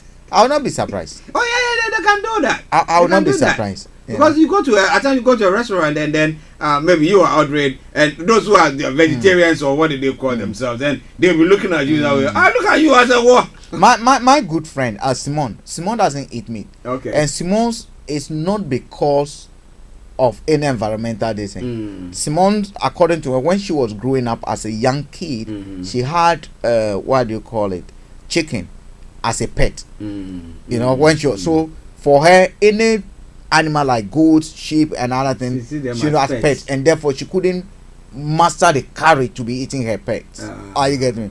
I had a goat. It was called Moses. Yes, but I ate it meat. You're nice, man. I had a rabbit as well. You see, so it's all dependent. So if it takes people like Simone, even chicken, she will not get close to anything. I see. Not even fish. Oh, I see. She doesn't pure veggie. Pure listen. She doesn't eat. Yeah. Now, I mean, and that's from doing that from the young, so she's used to that. The system is used to it. But those of us who have chopped meat, and now to switch, it's going to take. Let me finish my jack, then we can talk about the next one. Well, listeners, Starr Radio UK, you can share your experience with us. But some breaking news coming through. Former Northern Ireland Secretary and Home Office Minister James Brockenshire, who was diagnosed with lung cancer in 2018, has died aged 53. The old Bexley and Sidcup MP took leave from his ministerial duties earlier this year after reporting a recurrence of a tumor on his right lung. Mr. Brockenshire was first elected to Parliament in 2005 as MP for the former constituency of Hornchurch. He also served as Housing Secretary under former Prime Minister Theresa May. Chair of the Old Bexley and Sidcup Conservative Association, Evelyn Morrison, who worked with Mr. Brockenshire for 12 years, said, "I am very devastated. A wonderful, wonderful MP. Lots of integrity. He worked so closely with us." That's such a young man. That's a young man. Gone to politics early, around 30 something, and here he is. May he so rest in perfect peace. By election triggered soon. No, he resigned. Okay. He resigned when he saw that it had reoccurred. So I don't know whether definitely would have done a by-election there. Frederick Ampofu, let me say massive good morning to you and thank you very much for joining us. It is Starr Radio UK. Moving on to some other parts of the world to look at some of the other stories making the rounds there. The first of the story, the U.S. is deeply concerned about actions that undermine peace across the Taiwan Strait. Now, U.S. National Security Advisor Jake Sullivan has said, now his comments come after China sent a record number of military jets into the Taiwan air defense zone for 4 days in a row. In a public show of force, Taiwan considers it's a sovereign state, but China views the island as a breakaway province. Now, Beijing has not ruled out the possible use of force to achieve unification. In a quote, they said, "We are going to stand up and speak out, both privately and publicly, when we see the kinds of activities that are fundamentally destabilizing," Mr. Sullivan said. Diplomatic correspondent James Lanley in Brussels on Thursday, a day after meeting China top diplomat Yang Jiechi. Asked whether the U.S. was prepared to take military action to defend Taiwan, Mr. Sullivan said, "Let me just say this. We are going to take action now to try to prevent the day from ever coming to pass." Now, when the Afghanistan issue happened, we had the Chinese laughing, sending tweets and making statements and mocking those who were depending on the US. And that is why during their anniversary, one of the anniversaries, the Chinese leader came out to say that he is daring anybody who will play, but they will crush their heads. And this is what we are seeing. Archie, one thing we must also understand is that the US and the UK, in fact the West, has always used military might, threats, as a strategic weapon against any other country. Let me give this classic example.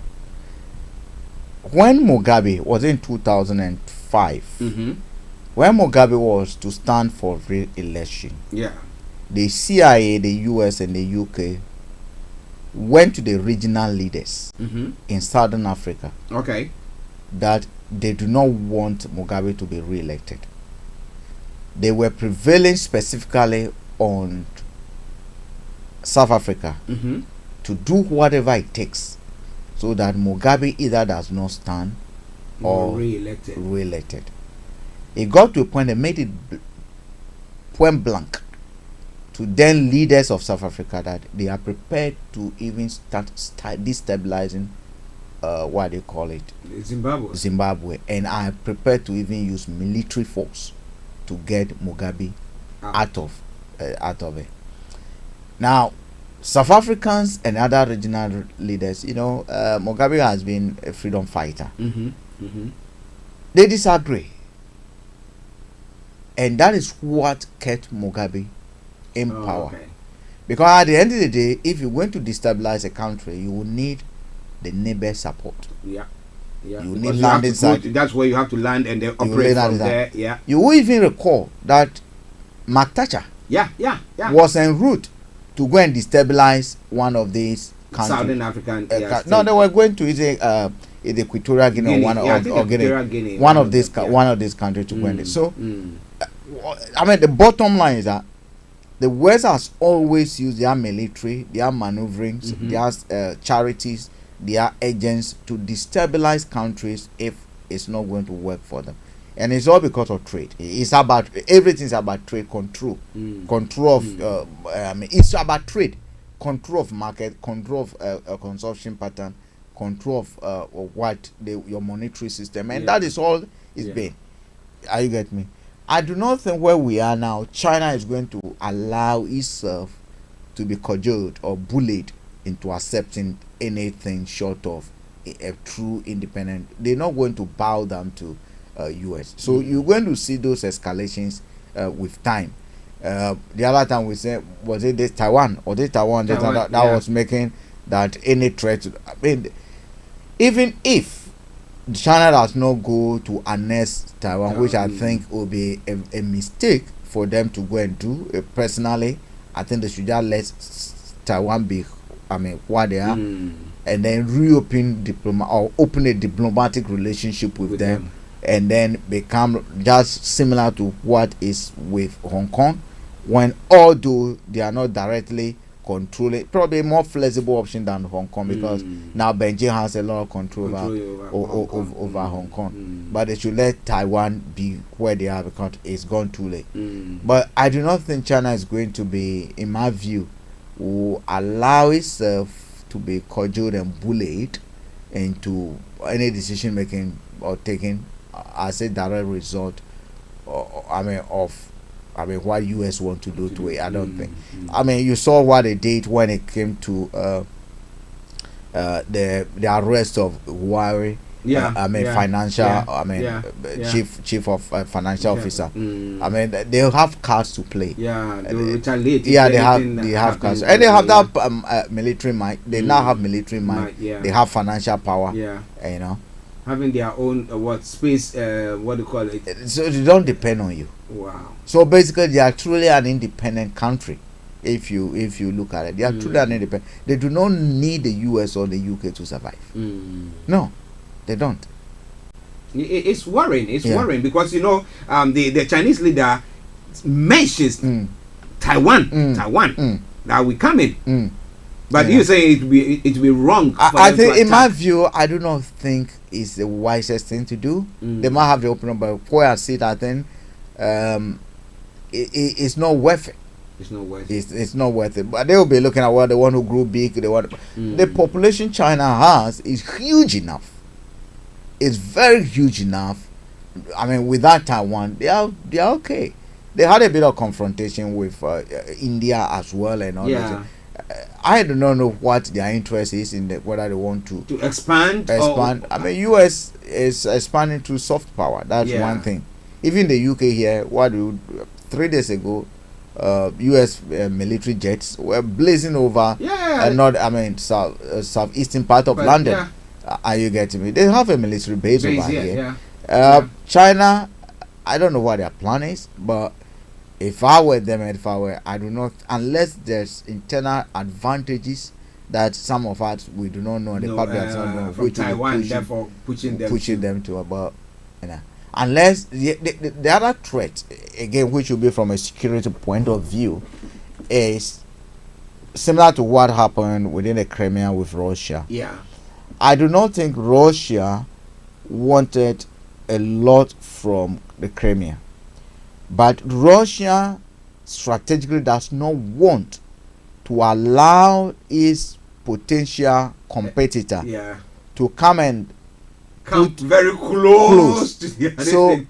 it's just like what the US is trying to do or has done with the Polish to say that okay, you are our allies with establishing a military base with strategic weapons pointing to. It's just like telling me that actually you allow your enemy to be next door. You'll be drilling your walls gradually. I don't know. I mean, I don't know any man who allow someone pursuing their girlfriend or their wife to come and rent a room next door. In their house. In their house. No, I don't see it. Yeah. I don't see that the same scenario over here. You do not allow someone who potentially wants to eliminate you. Yeah, someone potentially want to bring you down. Potentially, no. They'll tell you that bring your enemies closer. No, actually, enemies closer. No. Stay away. No, you see, we misinterpret that. Bring the enemy closer does not mean that bring them to come and kill you. You bring them closer by trying to convince them to change their lives. You know, it's just like what is happening in Ododuwa and other things. You bring them closer by having a dialogue. But again, it's a bit wise as a serpent. Yeah. You know, you cannot just bring I mean, Russia cannot say, okay, US, come and establish your military iron domes or along our. No, you basically have neutralized them, and what you've done, you are spying on them. Every capability you are. I mean, this was still intelligence from each other. You know. Yeah. Wow. Do you know in this country there are some courses if you want to do, you need permission. Yeah.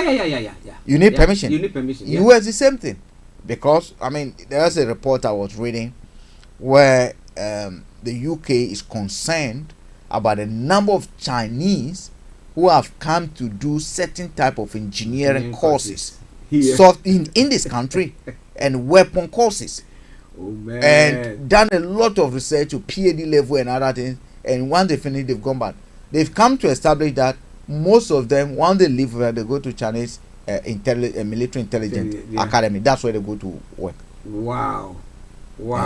So that the knowledge that they've acquired, they're not going to use it. Because if you look at this, it's all Africa that we do not recognize academia. No. I mean, even talking about the pandemic that we discussing over here, who are the first to have led in this country an attempt to develop a vaccine? It's an academic. It's the Oxford. Are you getting me? That's where the brilliant scientists and the researchers are. It's in Africa we do not recognize and respect some of these brains. All right, for them to be lecturing those institutions, they've done all kind of researches. How many researches a health minister does? What does he know? Nothing. Are you getting me? All they know is about how to steal the votes and win, and therefore they are made. But some of these lecturers have devoted their time, peer reviews, done a lot of work. So if there's anything at all, these are the institutions which should lead our advancement, our development, and other things. We do not recognize them. In these countries, the US, I mean, that's what they do. And the Chinese has found it worthy to establish a military. If you go to Ghana and say, okay, military academy, what did they do over there? You just to train, yes, master shoot, back. That's all they do.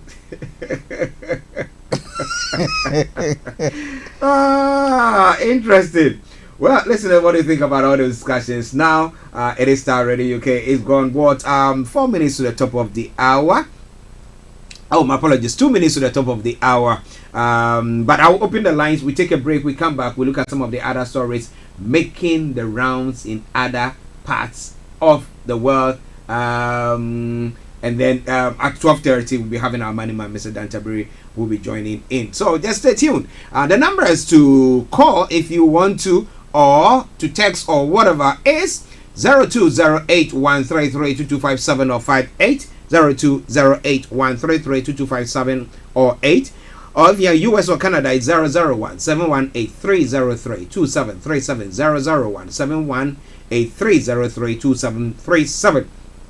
Do you want to text or WhatsApp us? 07539661744 07539661744. Our Twitter handle is @Starr Radio UK and email address is info@starradiouk.com. All right then, let's now take a quick break, and we come back. We look at some of the other stories. But there's a question that is brewing as to whether we should let all like we have Gibraltar, where the UK is here. They are capturing Gibraltar. We have the Virgin Islands. We have some the Falkland Islands, and so have we got to a point where everybody should stay in their own place? Leave those people, because Falkland Islands is supposed to be for Argentina.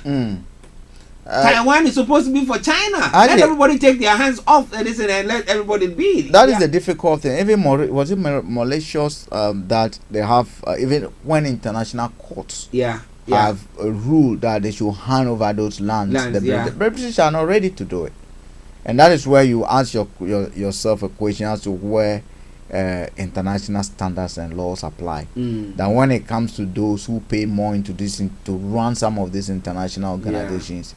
The laws does not apply to them. The law does not apply to them. We saw what happened in Libya. They will tell you the UN rule that the UN Security Council had ruled that they can go and do this, and they went and bobbed those lands for nothing. But here's the case: an international arbitration has again ruled that reversed those lands back to the owners. British is not winning. Britain is not winning. We'll see one day. Maybe with everything that is happening, one day the earth will melt like what is happening in Spain. Actually, but the good thing is that the other time Felix, was it a few months ago?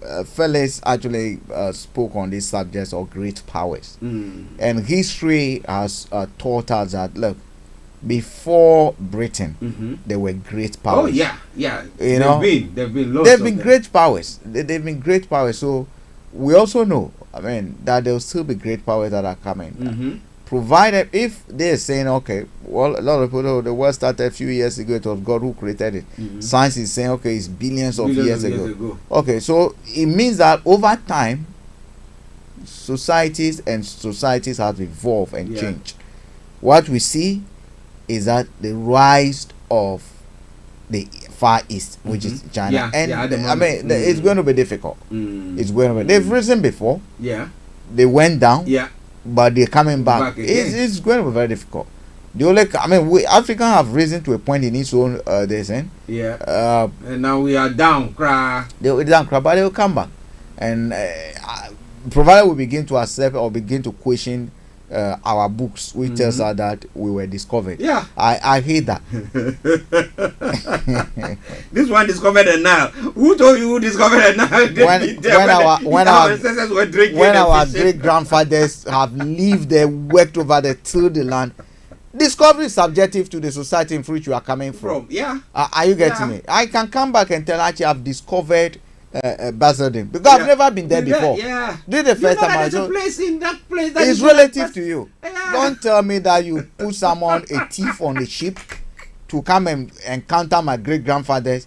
He come and tell you that, and then we accept it in our system that we've discovered. What we know is rubbish. Yesterday I was having this when we're doing the program. One of the issues I said, Africa, the problems I do have with Africa are, for the first, is about how we have allowed our education system to be used as a tool for our continuous enslavement.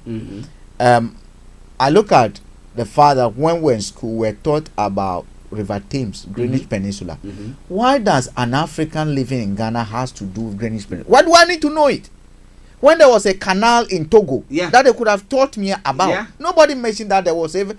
Actually, I didn't know that there was a canal in Togo until I made my own research, and that was years after. But there was a canal, a beautiful canal in Togo. They never told me, but they're telling me about Greenwich Meridian, the canal, how they opened these things for.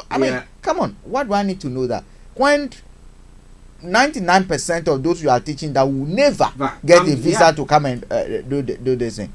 That is, and we never accept that. We accept even our books, things that were discovered and other, and I begin to question myself. So that is one problem that we seriously do have.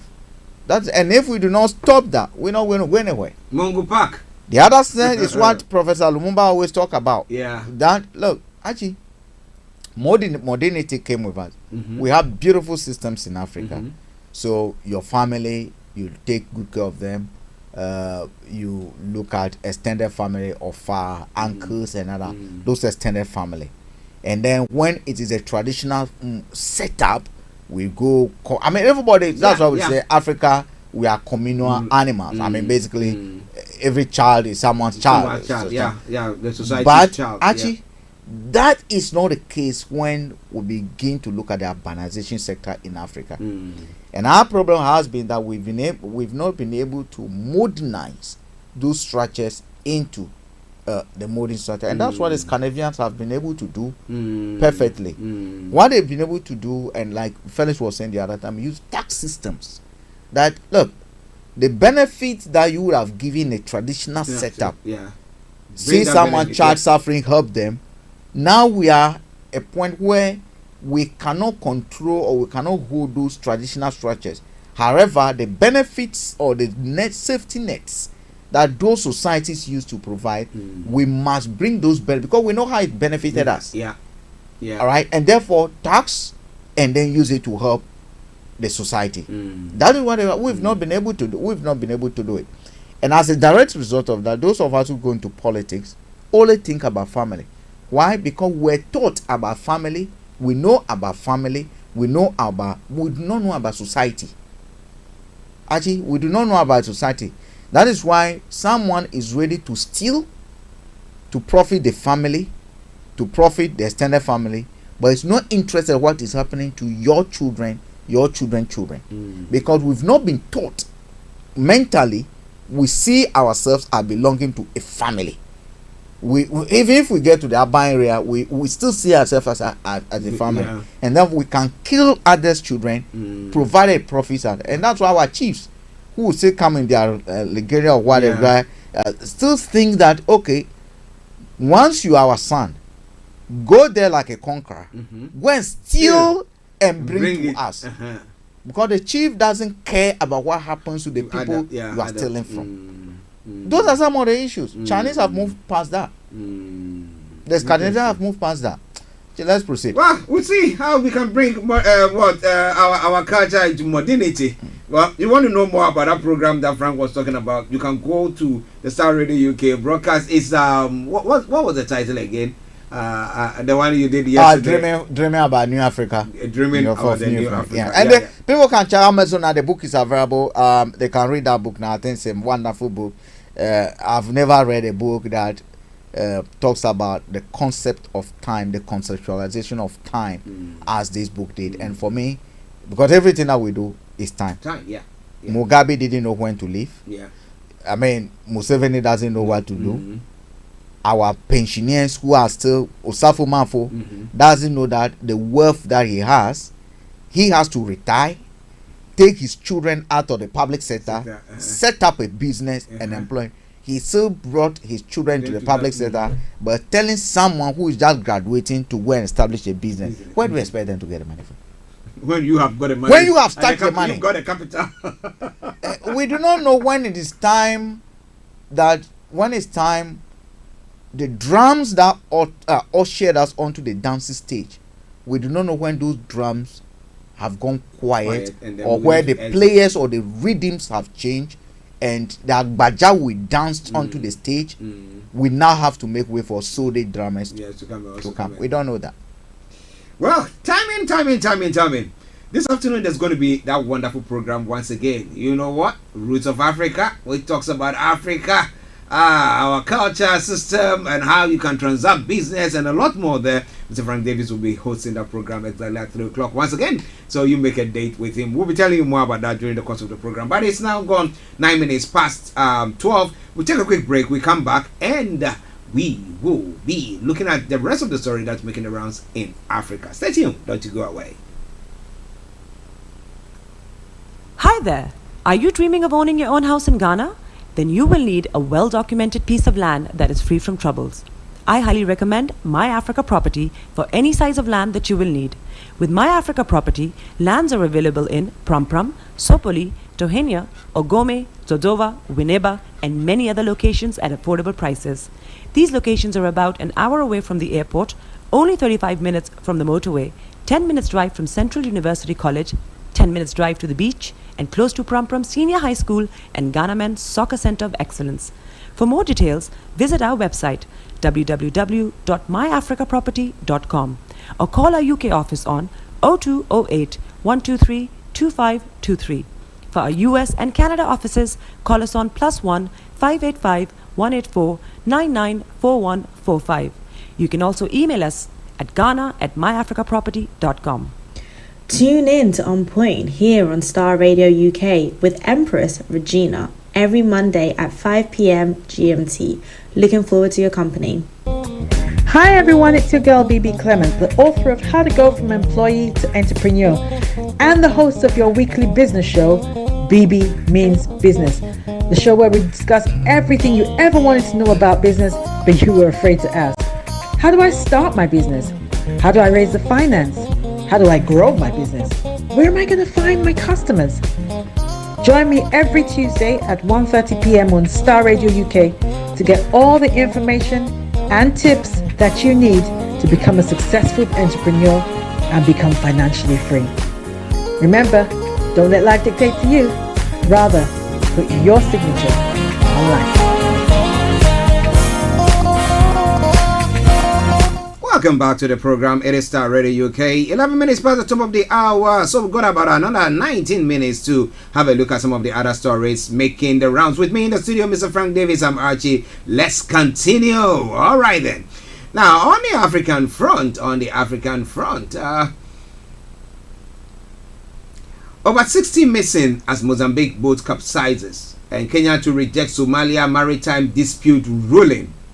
It's quite an interesting one there. Nearly 200 kidnapped victims rescued in Nigeria. That's one of the stories making the rounds. That's cool. But let's talk about Mozambique quickly. And we've got Kojo who has joined in. Let me acknowledge Kojo first, and then we go on. Kojo, good afternoon. Yeah, good afternoon, Frank and Archie. Yeah, how are you doing? I'm all right. Yeah.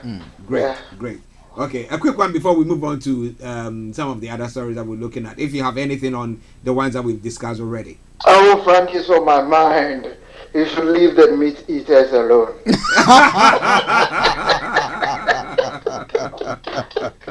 They should leave us alone.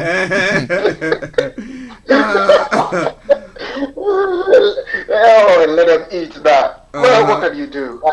I think most of us from a certain part of the world don't already eat a lot of meat. I mean, we have to attest to that.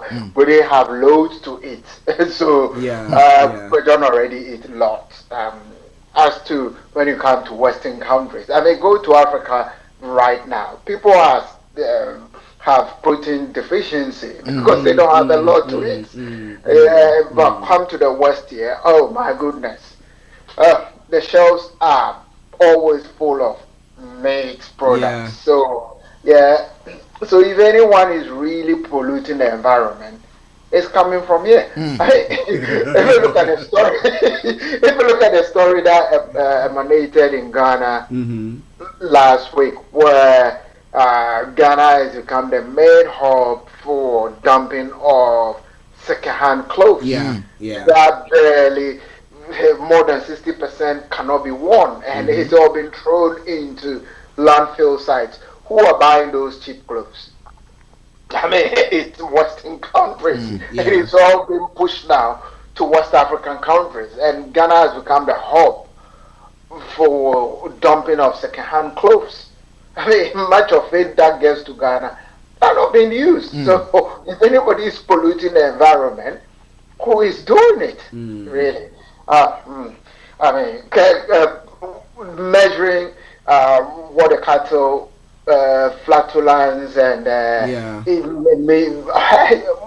where is the huge mechanized farming taking place? In the developed world. Exactly. I mean, they should be real. They should be honest with themselves. I mean, much part of Africa is being polluted, really, by Western countries. I mean, look at the story of Liberia where we pick up yesterday. Yeah. I mean, hey, where is all that rubbish coming from? Basically, they are saying the country is, or Morovia is polluted. Yeah. Filthy. Had lots of garbage and rubbish. Americans say garbage, so let's tell them. Liberians call it garbage, and we call it rubbish. So they have lot of rubbish being dumped all over the place. I mean, when you go critically look into that, you find that a lot of it is imported rubbish. Yeah. Yeah. So, I mean, they shouldn't blame Africa for anything.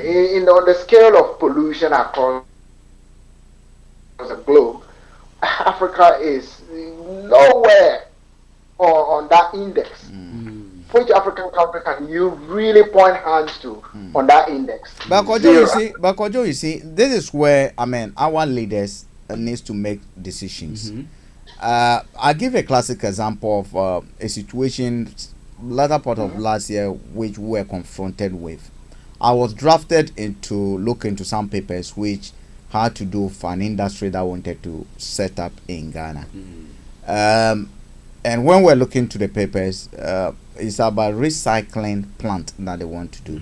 A plant to recycle e-waste and certain others. Yeah. We do have a law in Ghana, for instance, that does not allow certain type of e-waste to be imported to the country. Are you getting me? So we told the Korean company that look, this is not going to work and we will not accept it. Now they were ready to pay anything that we want if we can go ahead. We have a choice to take that money and go and bribe someone, and then get it established. Give a politician money. So our leader then have to make decision. Do we continue to accept certain monies and allow certain things like that? I mean, the second-hand clothing that we're talking about, there's a law that says that certain type of clothing cannot be. Who are the ports? Who allow them in? Are you get? So sometimes it's a decision that, because it's not affecting us, most of them who are the port, who make those decisions to allow them in, are living in areas that they will never get to see those landfills. They will never get to see the gutters being choked. They will anything happen at Alobosho or whatever, it will never affect them. Actually, and that again goes back to which society are we, for which, in my view, our education needs to be relooked at.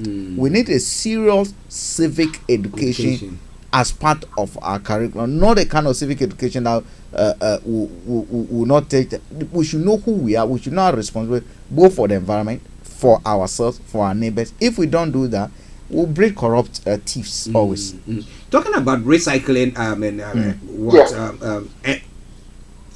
companies and stuff like that. So assuming we looking at what the Western world are saying, or developed world are saying, and the degradation and everything that they're talking about, that if they don't have a place to dump, okay, so they think that, okay, we'll come and dump it there. Now if they can pay big, and we know that it will not affect our environment, but will create some jobs for them to be, destroyed, or why wouldn't we also negotiate for that then?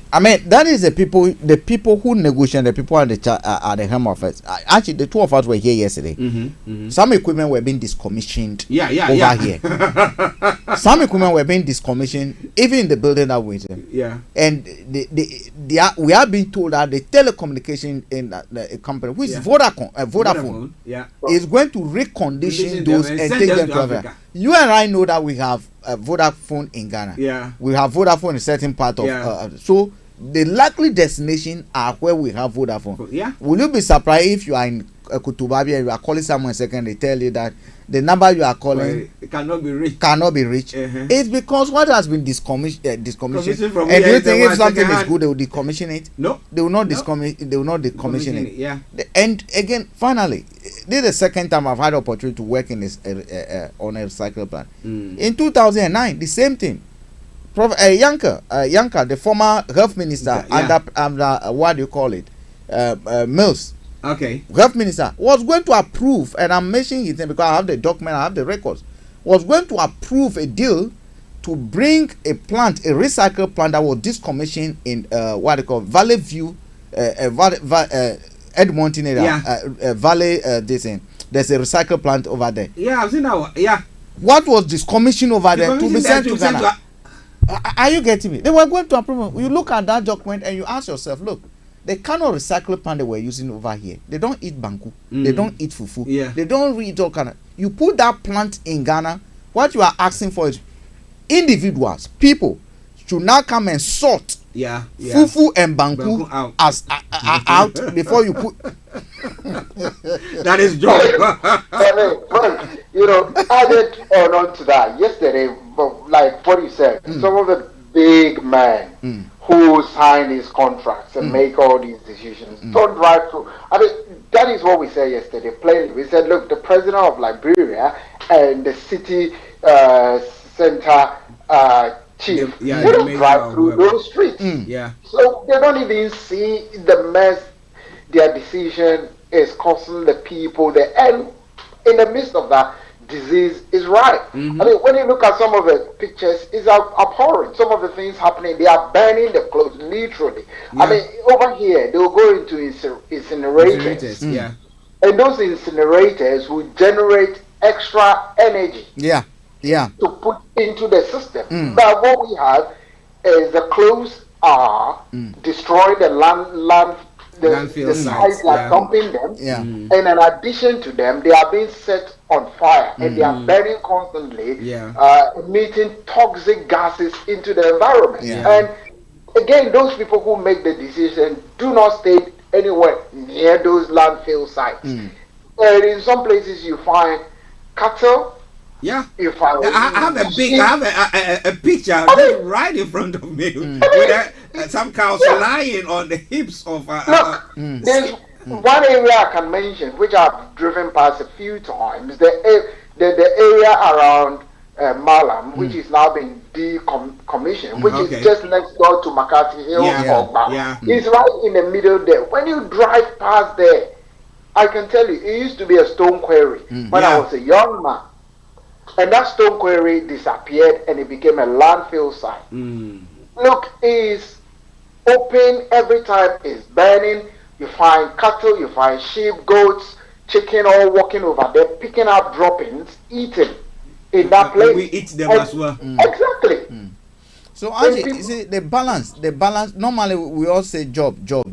We should get a balance between creating jobs and what is creating that job, because some of the jobs that we drive, because now Kojo is talking about incinerators over there, and in fact that plant that was discommissioned in Lee Valley over there, they've not installed incinerators over there.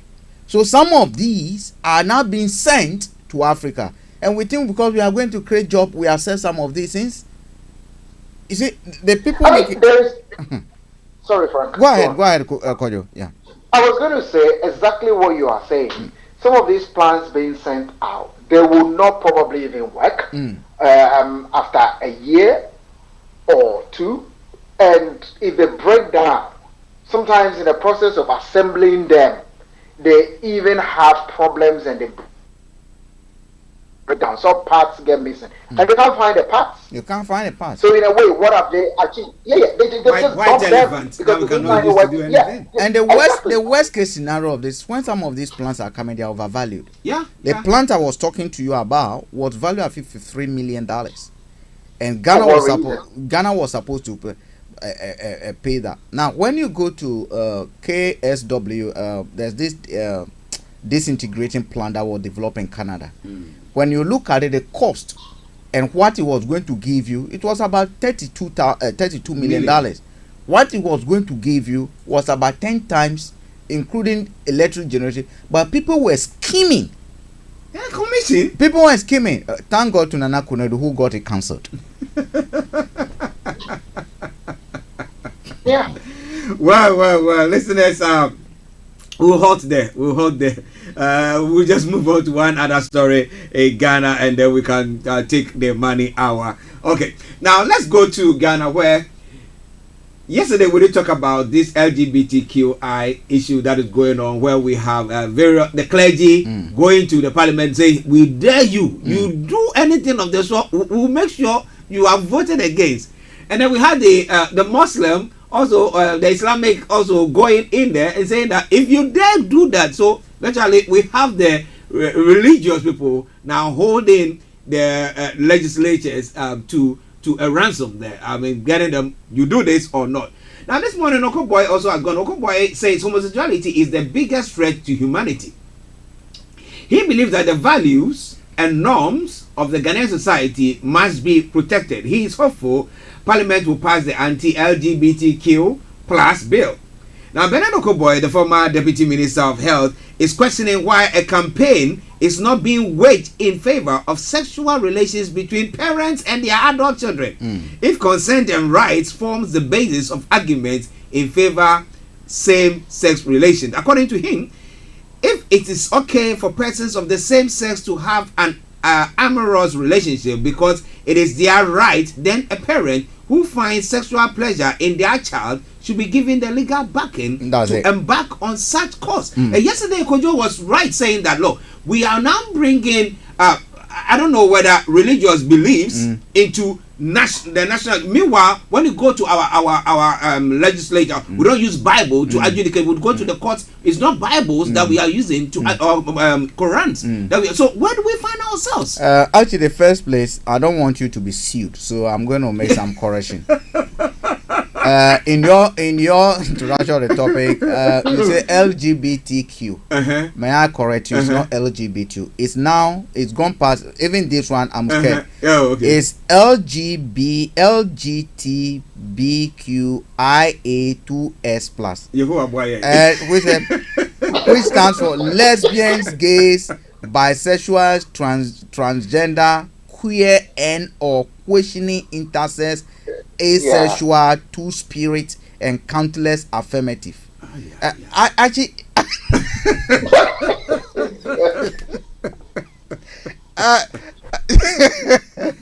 wow. And there's a plus. And the there's a plus. And once you put something and you put a plus, you make infinite. You look at it. It's still developing. So it's still developing. Especially look at and or questioning intersex, asexual, two-spirit. That's where the two-spirit. So I don't know where. So it means that if me and goat, our spirit, we've had a situation where humans have married dogs. Yeah. So if me and goat, if I can prove, or I said, okay, I'm in love with this goat, our spirits are merging. I feel I was born as a goat, and the goat feel that it's attractive. Anytime I sleep, the goat come to my room, lick my feet, and this and two spirits, isn't it? Yeah, we can marry. Actually, I've always said, look, I think humanity is extending this to a point where we're going to get to a point we ourselves will be confused as to what and who we really are. I do not have a problem with anyone being gay. I am never going to be a gay. And I don't think any of my children will ever be a gay.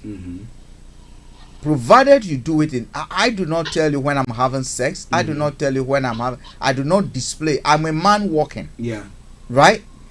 I do not need to wear a badge to say I'm a man. I am a man. I'm a man. I got a penis, and all I do is I want to have sex with a woman.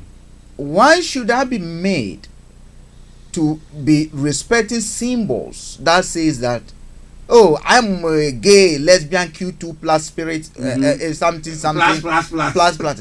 Look, do what you want to do privately, but it should not become an imposition. In my view, when you look at what is happening in Ghana and many other countries, and in fact, I say this, these people will never dare go to Afghanistan to do it. Yeah. If it's human right, go and do it in Saudi Arabia. Why don't you attempt it in Kuwait? How about Bahrain? Why don't they execute you? No, I mean it's good. It's human right, isn't it? In Ghana, the religious aspect, I think we cannot bring religious into too much into politics. But actually, you cannot rule out the fact that politics, we practice politics. We are human beings. Yeah. Religion imparts on whatever we do. Our thinking, everything that we do, we use religion in part of it. And whatever society we create, we cannot divorce religion from it. Never, we cannot develop religion from it. Yeah, I agree. It should not be the ultimate decider of what we do. I think it is premature for us to be pushing acceptance of gay and this in a lot of African countries where the traditional settings are still very, very strong. I don't think it's time yet. Because Frank is saying that he thinks that, well, it may be later on, but not now. It's not time. Our foundations are not that. I mean, we still have this our culture and beliefs that just take it back. Take it back to 100 years ago. Just take it back to 100 years ago. Yeah. Do you think the Church of England, the church, the Catholic Church, 100, 200 went, what do you call it? Those people who came colonizing and call it the 1840s, 16th century. Yeah, the 17th. When they came colonizing that, bringing us the gospel. Do you think they would have allowed anything of the sort? No. They would have allowed anything? No. People not beheaded at Tower Bridge for going against this thing? Yeah. That's the system we find ourselves in now. Okay. And if the Britain can tell me that at that time a woman was even accused of being another, they beheaded the person. Right? Do you think they would have accepted gay at that time? No. That is society we find ourselves in now. That is society. When what they call it, Blackwater was being built. Yeah. Where were we? We were nowhere here. Over 100 years ago. Yeah. Would they have accepted this thing at that time? They wouldn't have. Those hammers would have rained on your heads. Like no man's business. So they should wait for us to get our underground tunnels. When we finish getting our underground tunnels and other things, then we can begin to talk. We'll get to their level. Then we can begin to talk of QQQ plus E spirit, 2 spirit, 3 spirits. I mean, that having said, we should stop using mobile phones. If we're talking about development, then we should stop using mobile phones. No, there are certain things that are by default will come to us. There are certain things that by default will come to us. The point I'm trying to make is that if we want to make a moral stand and a cultural stand, let us make a moral and a cultural stand against it. As simple as that. And say, this, we don't want it in our system. We don't want it. But don't let us equate it with technological development, because technology is also driving a lot of the things we have in Africa today. A lot of the development we're experiencing on Africa, although not at the level we want, is all driven by a lot of technology we see here. And that is driving what. But if we want to make a case that, look, that is not how our societies are built around. This is what our societies are founded on. Let us make that case, as simple as that. But holding a gun, as it were now, as it appears now, a religious gun, and it's become more politicized than what it should be. I mean, you find the likes of Sami Jainvi daring the president and the vice president to make a comment. It's become politicized. That is what the problem I have with the whole sphere of debate. Some have become a personality attack. I heard this morning Maurice Ampel, a legal practitioner, right? Who is now calling the academics occult. And so that is a level at which it's gotten to. I mean, you have the Catholic Church in Ghana now also holding the trigger to fire at parliamentarians who dare oppose it. And now you have the Methodists also issuing a statement. So the whole thing is taking a different dimension than we would have thought. I mean, what I'm trying to say, if Sam George hadn't come up with, let's put a bill before Parliament, it wouldn't have taken the dimension it would have taken. It would have still been in the public discourse, and people would have had a fair discussion. But once somebody presented it before Parliament, and there have been counter arguments against it. I mean, I think yesterday I was telling Archie that how do we legislate against moral issues? How do you legislate against issues that we think borders around the morality of people? How do you do that? It becomes a difficult thing. And what I personally don't like about the whole turn that he has taken, if we say it's wrong, it's wrong. We shouldn't allow it.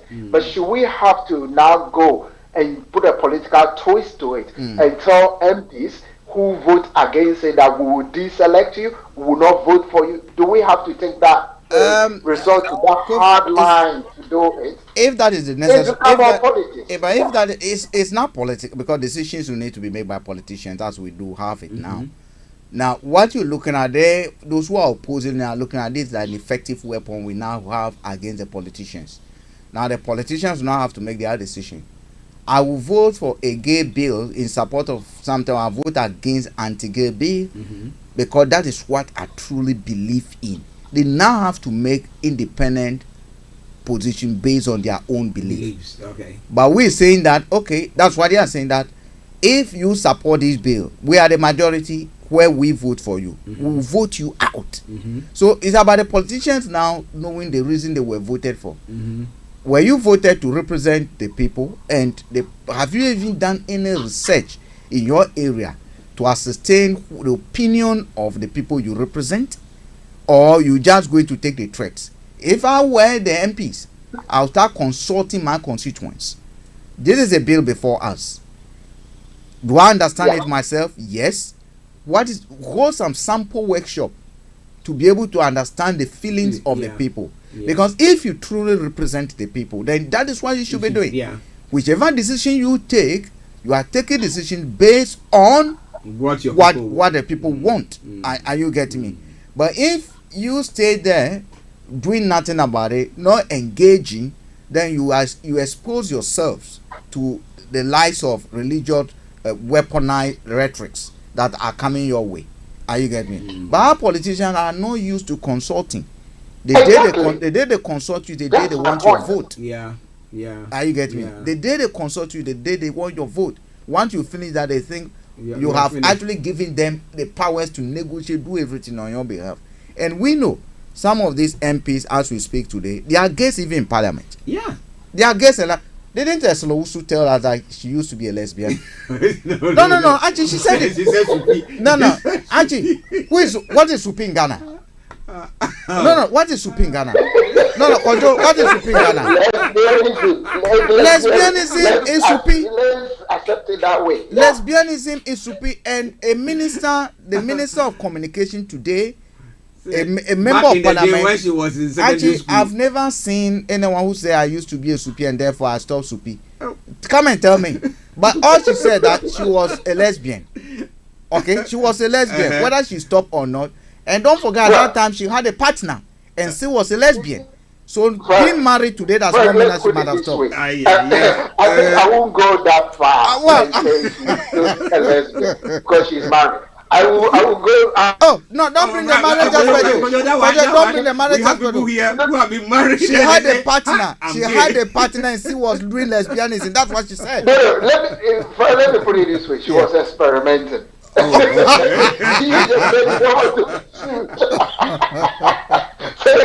experimenting.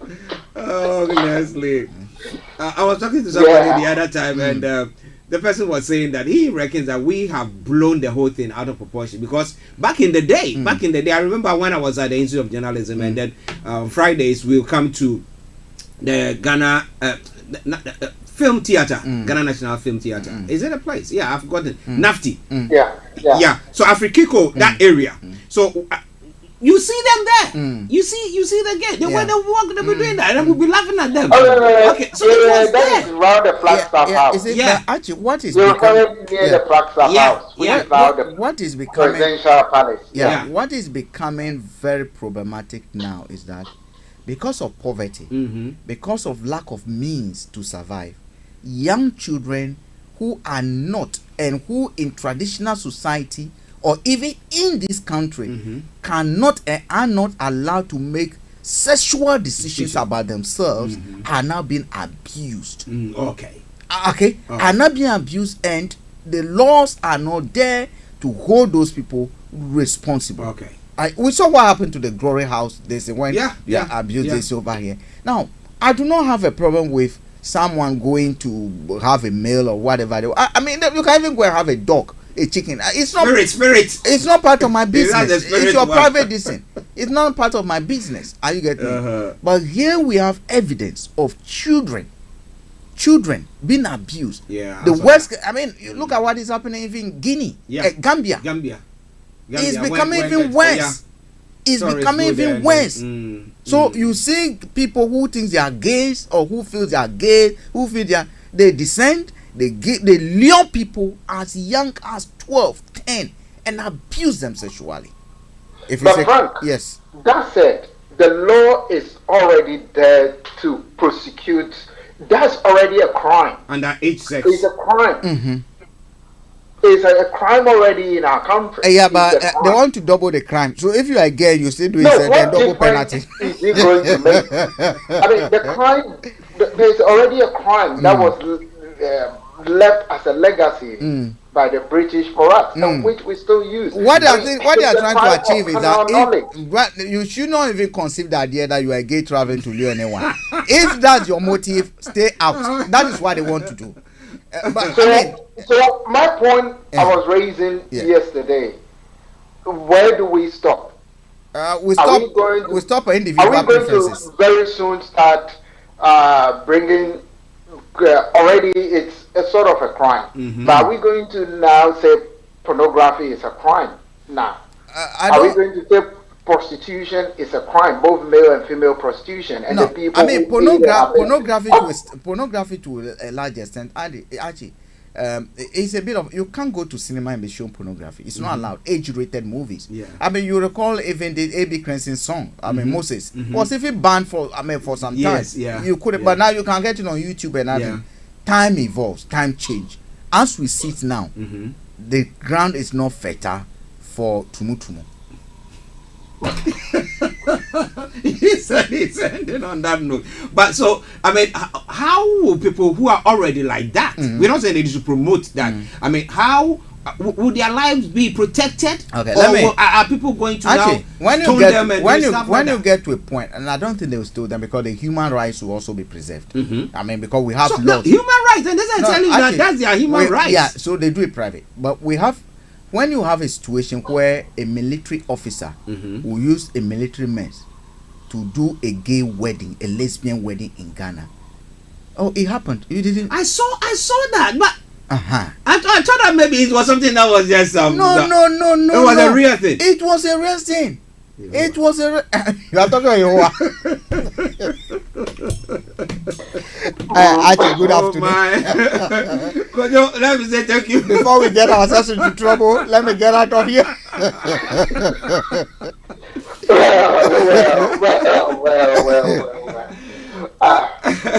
What can we say? We can't say much. I mean, I think I have drawn a conclusion already that bill will be passed. Yeah, definitely. No matter what arguments and counter arguments people make, but what I detest is that people now name calling people, referring to some people as occult, referring to others as witches, others as wizards. Kojo, you know what is happening? You know what is happening? Yeah. Our MPs have proven to be bribe takers. They've demonstrated over a number of times that they can accept money. Here we have a group of lawyers led by the president's lawyer, right? The president has not made any categorical statement about what he stands for. We know his interview for Al Jazeera told us that when there's pressure from the grassroots, when there's enough agitation, and then it will get to a point the society will accept it. We again have him stating that under his regime, it will not be a law for gays to be accepted. Conflicting situation. Here you have his personal lawyer, who is leading a charge that allowed this. The fear of the public here is that people. Yeah, but the fear of the public, the fear of the public here, Kojo, is that the MPs will know they sell their conscience. They will actually take money and decline to pay. That's why they want that. We sent you there. We are watching you. We are watching you. You're also making that mistake of saying his personal lawyer. Right. His personal lawyer does not represent the views of the president. Association counts. No, I would accept that. I would not accept this on this occasion. It doesn't represent the views of the president. So the president should make his views on his behalf as a lawyer when they are legal issues. But the president so that is where we need to be careful. Okay. Where we draw the line between associations with people. Okay. I mean, my association with you means if I become let's put it quote unquote a fraudster.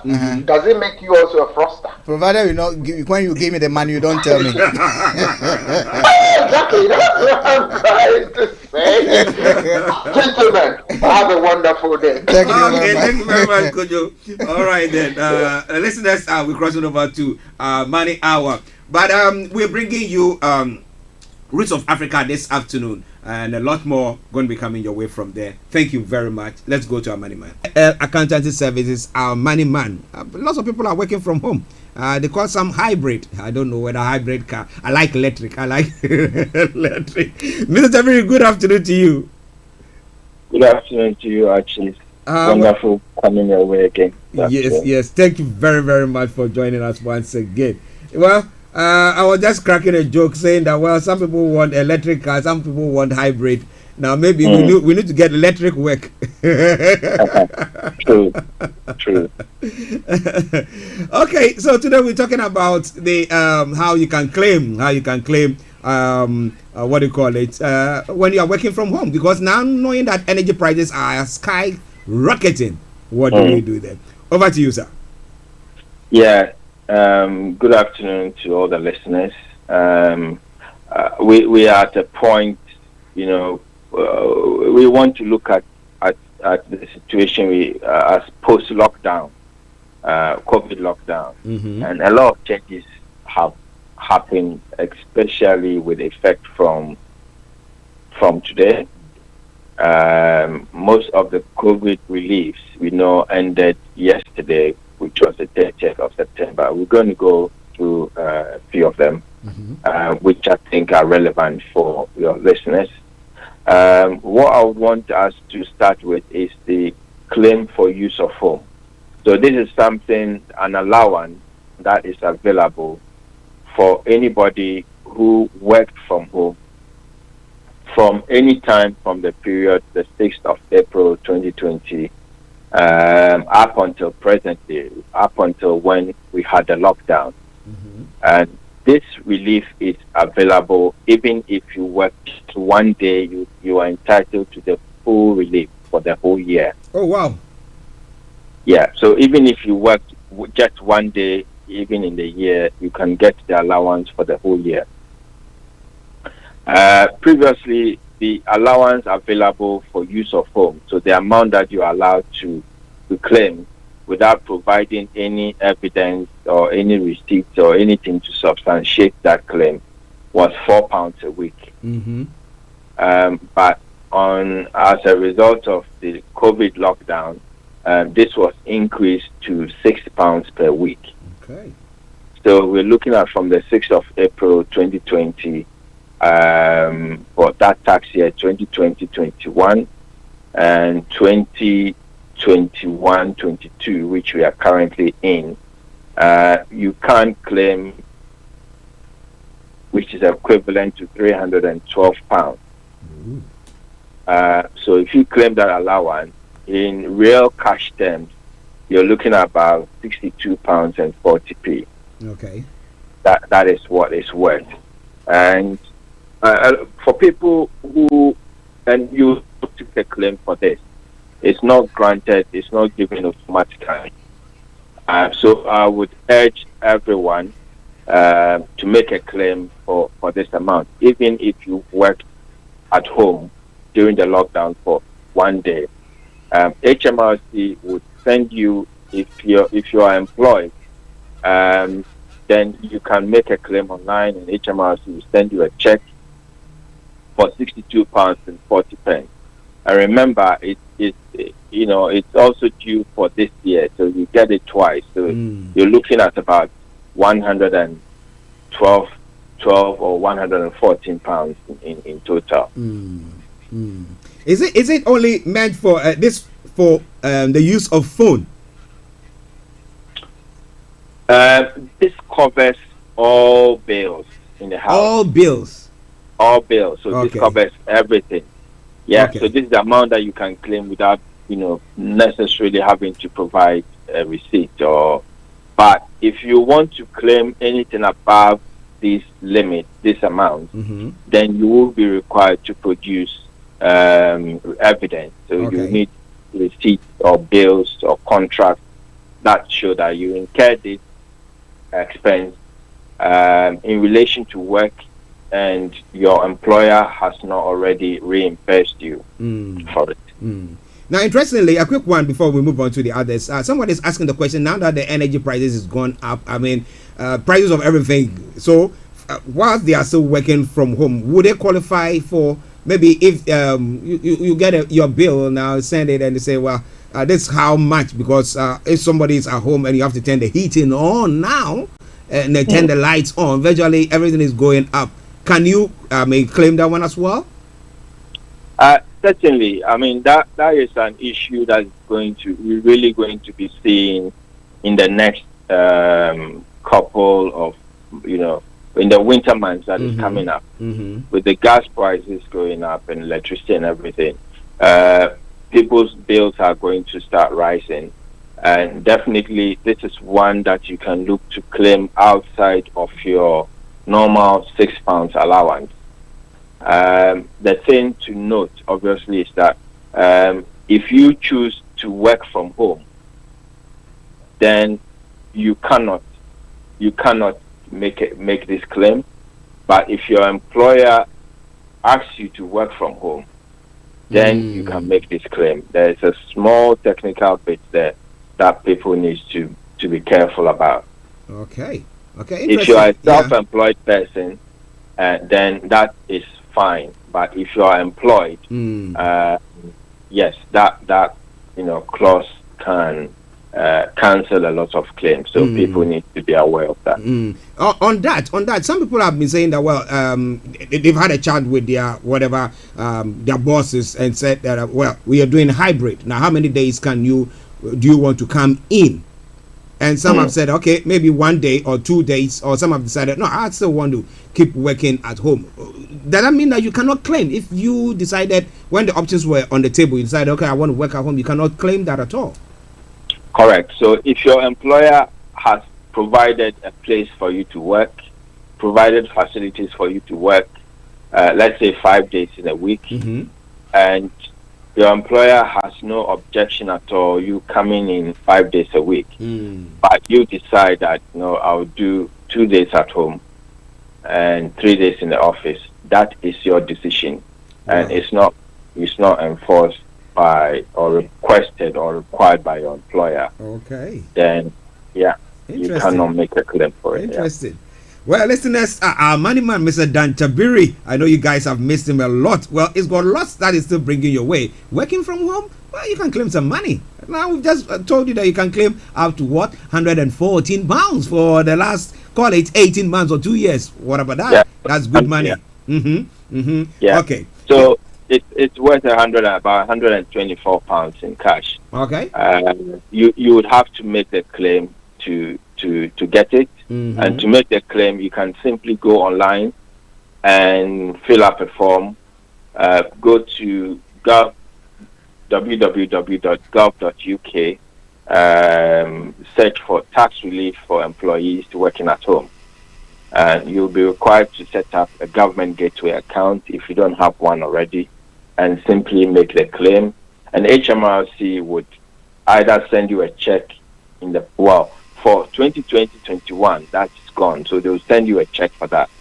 But if you make a claim for the current tax year, they would adjust your tax code so that you can get the allowance through your paycheck. Oh, okay.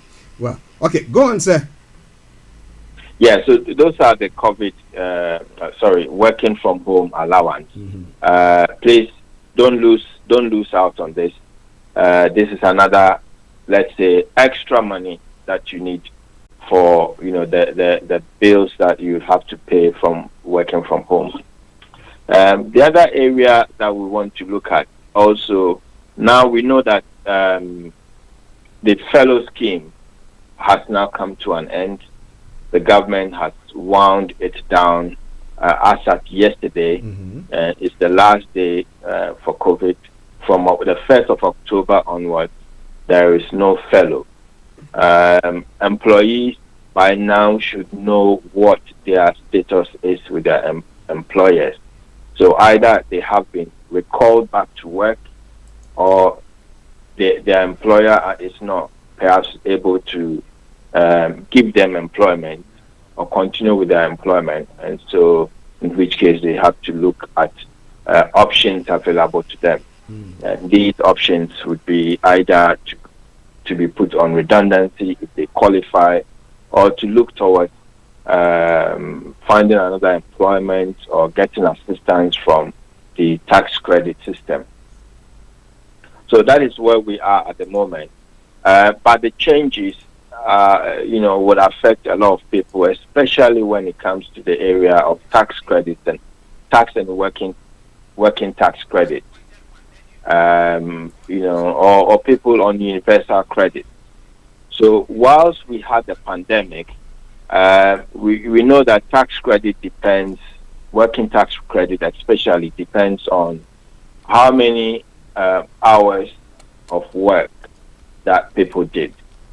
When we had the fellow scheme, some people were on flexible fellow. So maybe, for example, if you were working 40 hours a week, your employer may not have had enough work for you, and so maybe they ask you to come in for 20 hours and come and do put you on fellow for the rest of your hours.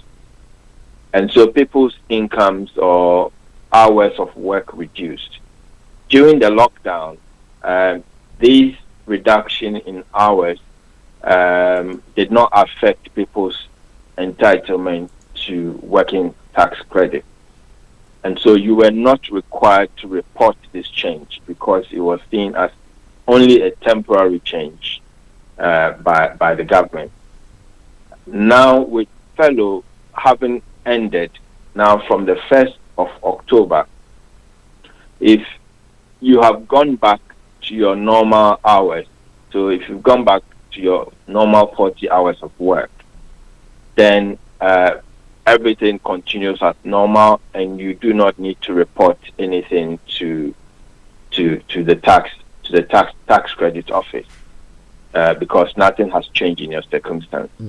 However, if you haven't gone back, if you've gone back and what you have now is what we say part-time hours, or your hours have reduced, then that is a permanent change, which would affect your tax credit calculation, and so therefore you need to let HMRC be aware of the changes accordingly. So if you don't do that, then if you're not careful, you'll be paid monies now that they would ask of you to refund in the future. Again, if you have not gone back at all, if you've lost your job as a result after the fellow has been closed off, again, that is a change in circumstances, a permanent change that needs to be reported to the tax office. Yes, okay. Listeners, Mr. Dan Tabiri, CEO of GI Accountancy Services, money man, trying to put some money in your pocket, but you can only get our money if you listen to us Somebody says seriously, and make sure that you don't miss anything there. But I promise you one thing for sure: once the program ends, the podcast is going to be available for you. He will let you know how you can contact him as well. But let's go on. Today we are looking at the current status of government COVID interventions and working from home. How you can claim some benefit from it? But remember, if you is by choice that you are working from home, then you don't fall into that bracket. So think through it. So we go back to him for some of the other interventions by government. Over to you, sir. Yeah, so we also, during the COVID, we had the self-employment grant. And so far, that is also being wound down. The fourth grant, which covers the period of July, August, and September 2021, has been paid to most people now, if not all of them. If you haven't made a claim for the fourth grant, I believe the time has elapsed. So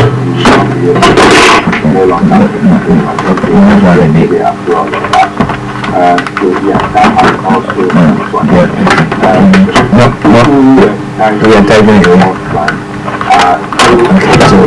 within the last quarter, their income over the period compared to the directly opposite you.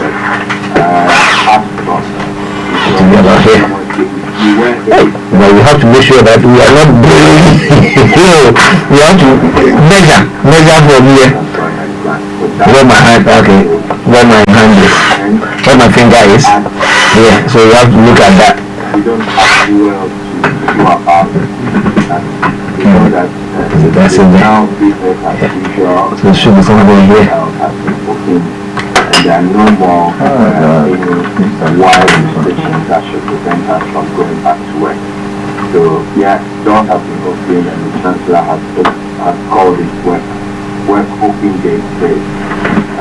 Yeah, so if you are a self-employed person, then you won't be expected to go back to your normal look for work. There is no more grant available. Now, some parents who, during the COVID restrictions, to be somewhere, yeah. They still not wanting to job. Yeah. Now, what can they do? Because now that they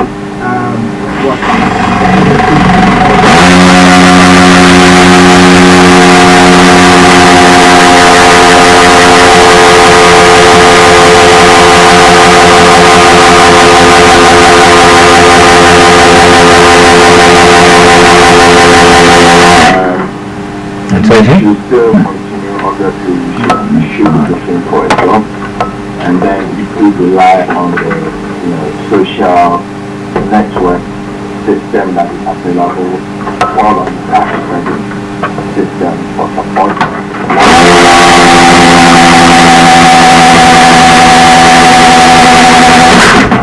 So you want it like the same way that the other one was.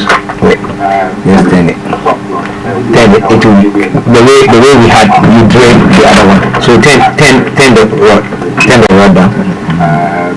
The captain have also been arranging from yesterday, and that is also gone as well. So a lot of families are going to struggle, especially in the winter months, especially unless the government contract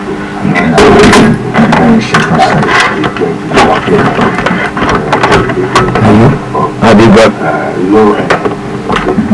Turn it a little bit. Yeah.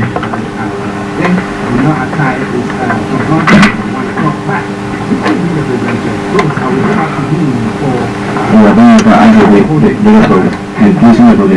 Yeah, I need to go. Yeah, we'll just announce it. You got the camera down there now. Oh, that's close. Yeah, I wanted to put the banner. Just put the banner, place and advert. So we will go back to Mr. Yeah, so in summary, we should all, if you have worked from home even for 1 day, since the 6th of April 2020, Please don't miss out on this allowance. Claim your £6 per week, which is worth about £62.40 a year. Make a claim and you receive your payment. We know the fellow schemes have all come to an end.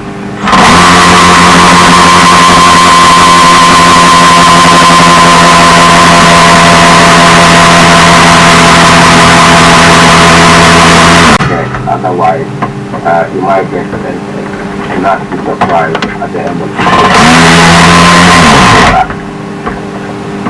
If you have any questions or need any clarification on any points that we discussed today, please ring me on 0796 124 8834, 0796 124 8834. Or you can reach me by email at dan@gil account.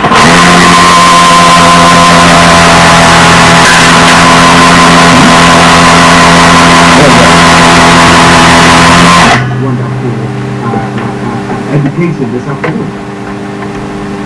You are most welcome. Speaking to you and your listeners. All right then.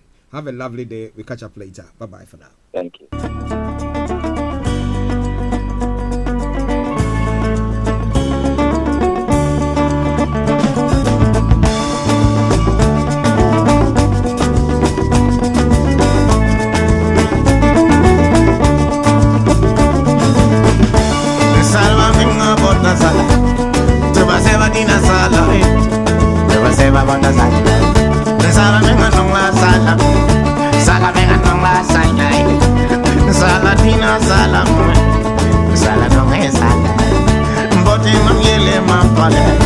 Living in the world, my brother, living in the world, my sister.